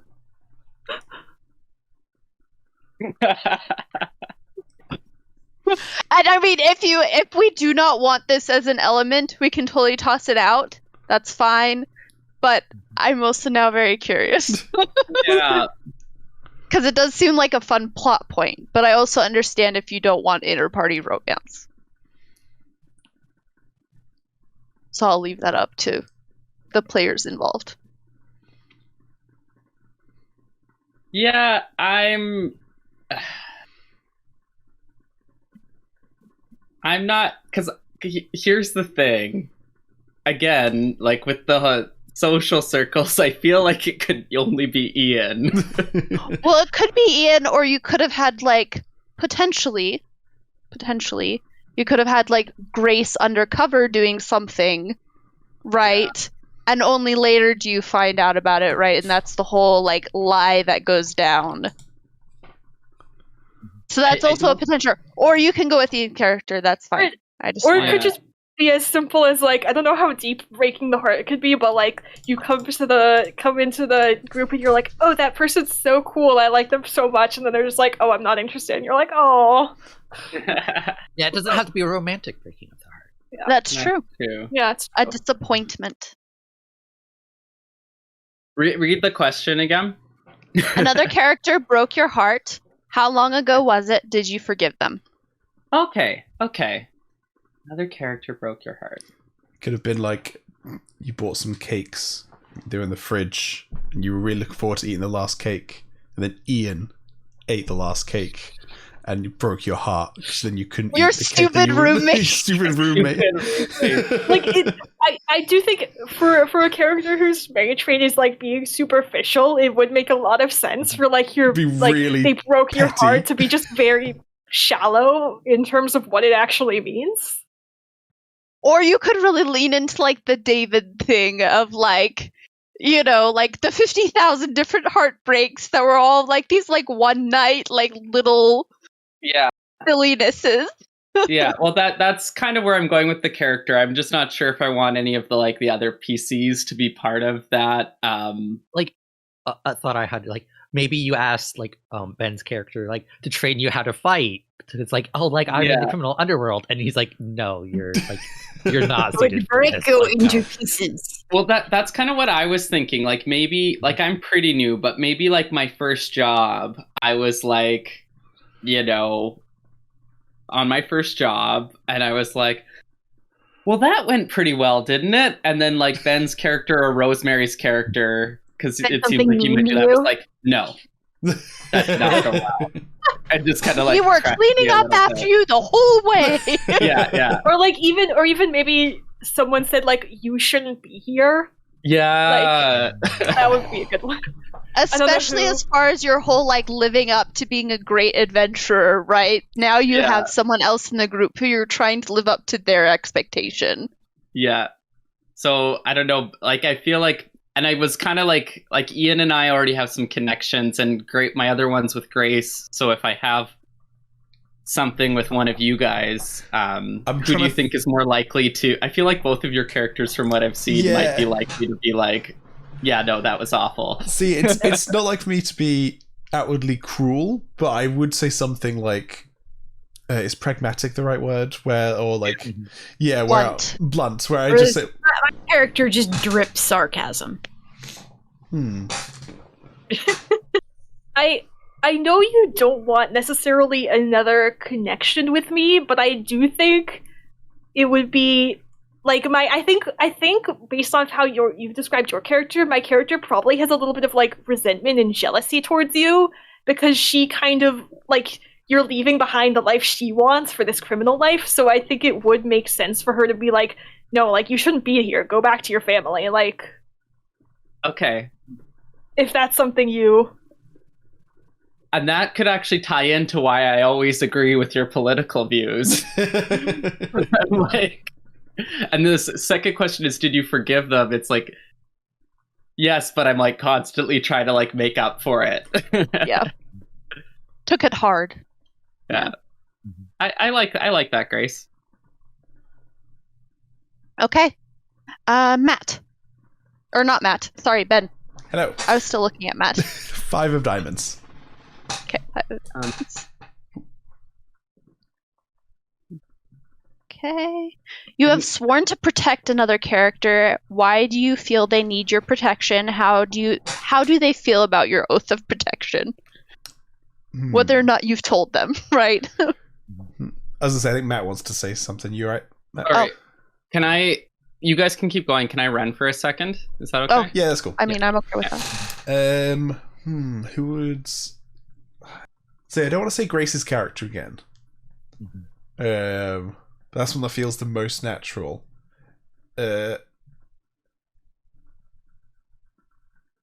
Ian, are you brand new or like a little less new than Matt to the group? I'm the newest, I think. Okay. Like, because Matt's character has been like around for a bit. Like, I'm like kind of just coming in, I think. Okay. I think I'm gonna say Rosemary's character, just because it sounds like we get on. Like we're pretty. It sounds like we're pretty chummy. Like, you know. And she is small, and to your Koloss blooded eyes look very delicate. Yeah. So Yes. So I'm like I feel quite a lot of loyalty towards Rosemary, and so I'm gonna say I haven't made it obvious, but like if Rosemary's if everyone's in danger, I'm gonna go try and save Rosemary first. A little bit of loyalty. Yeah. Perfect. Fully prepared for her to yell at you about it later. Yeah. Oh yeah, 100%. I'll be like running out of burning buildings, scooping you up, and you'd be like, "What are you doing? I love the heat. Done. It wasn't done in I there." set that fire. Yeah. I was fine. Cool. Yeah, I like it. Okay. Saving the fire soul faring from a fire. I got this. Okay, Grace.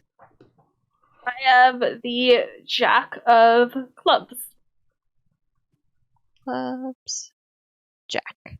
You have always been jealous of another character. What about them are you envious of? And do they know you feel this way?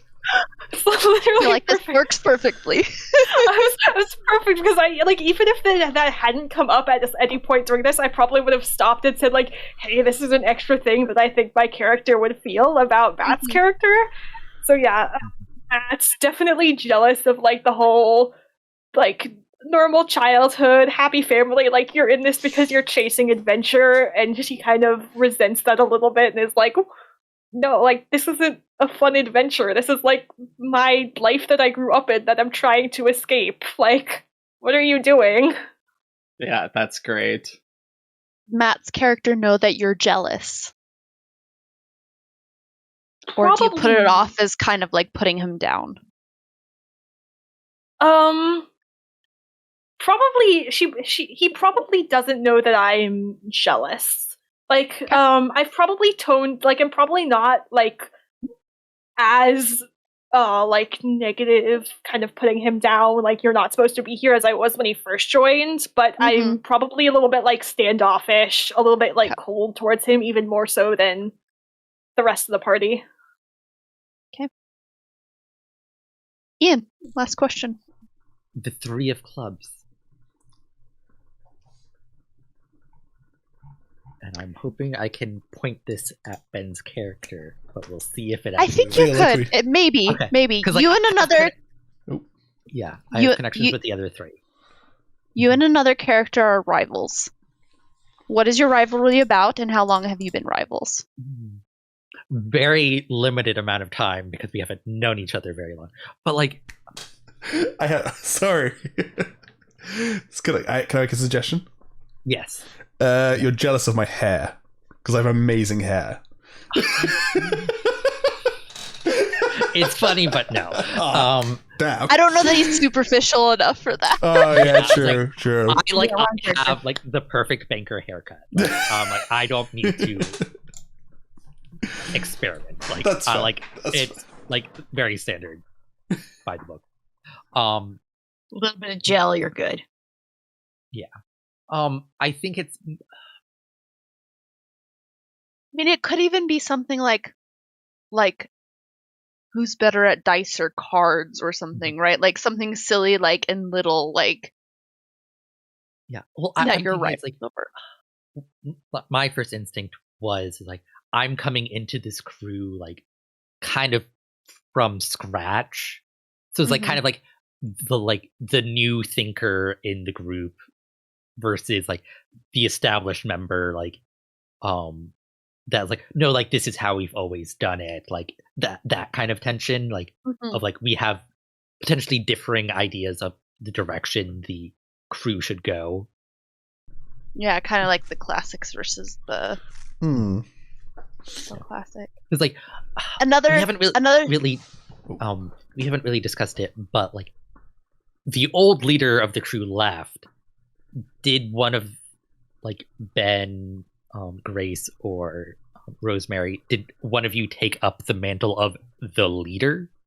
I want to say that's still in flux. Like just from a GM perspective, I think that's the most interesting. Is that, you know, I mean, Grace's goal is to become the new leader, right? But and maybe the others are vying for it, or maybe they're just like hands off, like no, obviously don't want that, you know, like hell no. But I think still figuring that out and that vibe could be a good place. But I was gonna say that maybe this is up to you guys. Maybe Ben's character likes mystery novels, and you guys like to compete in guessing who did it. I'd be down for that. Yeah, that I can work with that. Yeah. Cool. Okay. Okay. So that was the last time around. So now secrets, and this is the last thing that we have to do. So yes. Because like for the two-shot, each of us came up with nicknames for our characters. Oh yeah. So like we were thinking like for this, like the To other do it for people everyone should- else's. Yeah. Yeah. And I'm happy to do that. Do you guys want to do that now, or do you want to do that on our first session? It gives us some time to think about it. Yes. Okay. We'll do that. We'll do that later, but I will mark that down to do that on our first session. Sounds good. We should probably do names of our characters. Yeah. Yeah. Because I think we all have names. Oh, okay. Yeah, let's Yeah. talk about that before we do secrets then. What are your names? So, for mine, I have her name as Marilyn Dramali, but Marilyn like Mare, like mayor. Oh. Okay. Oh, that's good. I mean, that's People should post them in. In the That's chat that's a good idea. So when it's they like say them. you get a lot of people named after folks. I mean, Marcy has the same kind of thing going on. My guy just goes by Dervish. You whirl a lot. Yes. And my character's name is Hallie de Pazel. Okay. Or just Hallie. My character is Royce Hadriel. Ooh. Was probably an in-character reaction hearing your character's name for the first time. That snort. Matt? I'm Luca Ilariel. Of course Of course you are. Gotta choose Ilariel for life. Perfect. Okay, now for my little self, Alariel and Hadriel, are those references to? Ilariel is. Because they Hadriel is sound really familiar, and that's why I'm like, I need to make notes so I can do research. Yeah. Oh, No. Ilariel is the house that in book 1 of Mistborn, Elen's fiance is from, Shan. Matt is a So known many ideas Alariel. now. Matt is a known Alariel fanboy. Yes. That's why we all had a reaction to that. So the other thing about this is when I was doing an Era 1 Mistborn RP, I was like running the Ilariel house. So I like did a bunch of like I did a bunch of stuff for the Ilariels. So Okay, yeah. well, I've very many ideas now, and Okay. they're very dangerous. So Yeah. Like, Here you go. As for Hadriel, it's a reference to a completely different book series. Okay. So no, there. Yeah. it was in that same vein, so I wanted to check. Yeah. Okay. Yeah. Good. It's a tweaking of a name from another series to make it more Final Empire-y. But so it's like that's Royce too is from that series. Okay. So I'm curious if anybody picks up on it. Sounds good. Mhm. Okay, secrets. So everyone, I want you to. What was it? How did we do this last time? It was an influence role. Yeah, so Okay. we're not doing that yet because I don't have the secrets. Like I don't know what the campaign is exactly going to look like yet. Hmm. So I don't have your secrets for in the campaign. But so maybe we want to save secrets till next. I was like, I think we did it where we picked someone that we knew a secret about. Yeah, That person and then then told us a secret, and then we picked whether they knew that secret. They I knew think- we knew the yeah. secret. I think yes. secrets are vital enough to following what's going on in the campaign that we should maybe package that into episode 1 Episode and not 1? silo it off for just patrons. Okay. Yeah. Fine with Well- having more time to think because I feel like some of my characters shifted in this conversation, and so I don't have as strong an idea what the secret will be as I might have before. Okay, that's fine. So we can just wrap up then, and we can save the secrets till next time, and I can go check my notes on how we did that. And then everyone can get me their backstories and bullet points, and make sure to also note what we came up with in this little Yes. backstory thing. And also, Ben, if I could get a copy of just like the raw footage of this so that I can watch it back through for myself, Yeah. I would really appreciate that. Cool. I can do that. Because I did take notes, but there is 4 hours of raw footage. So yeah. Well, and I can, because I was here, I can skip through to where I know you know where to go. Yeah, it makes sense. Yeah. Cool.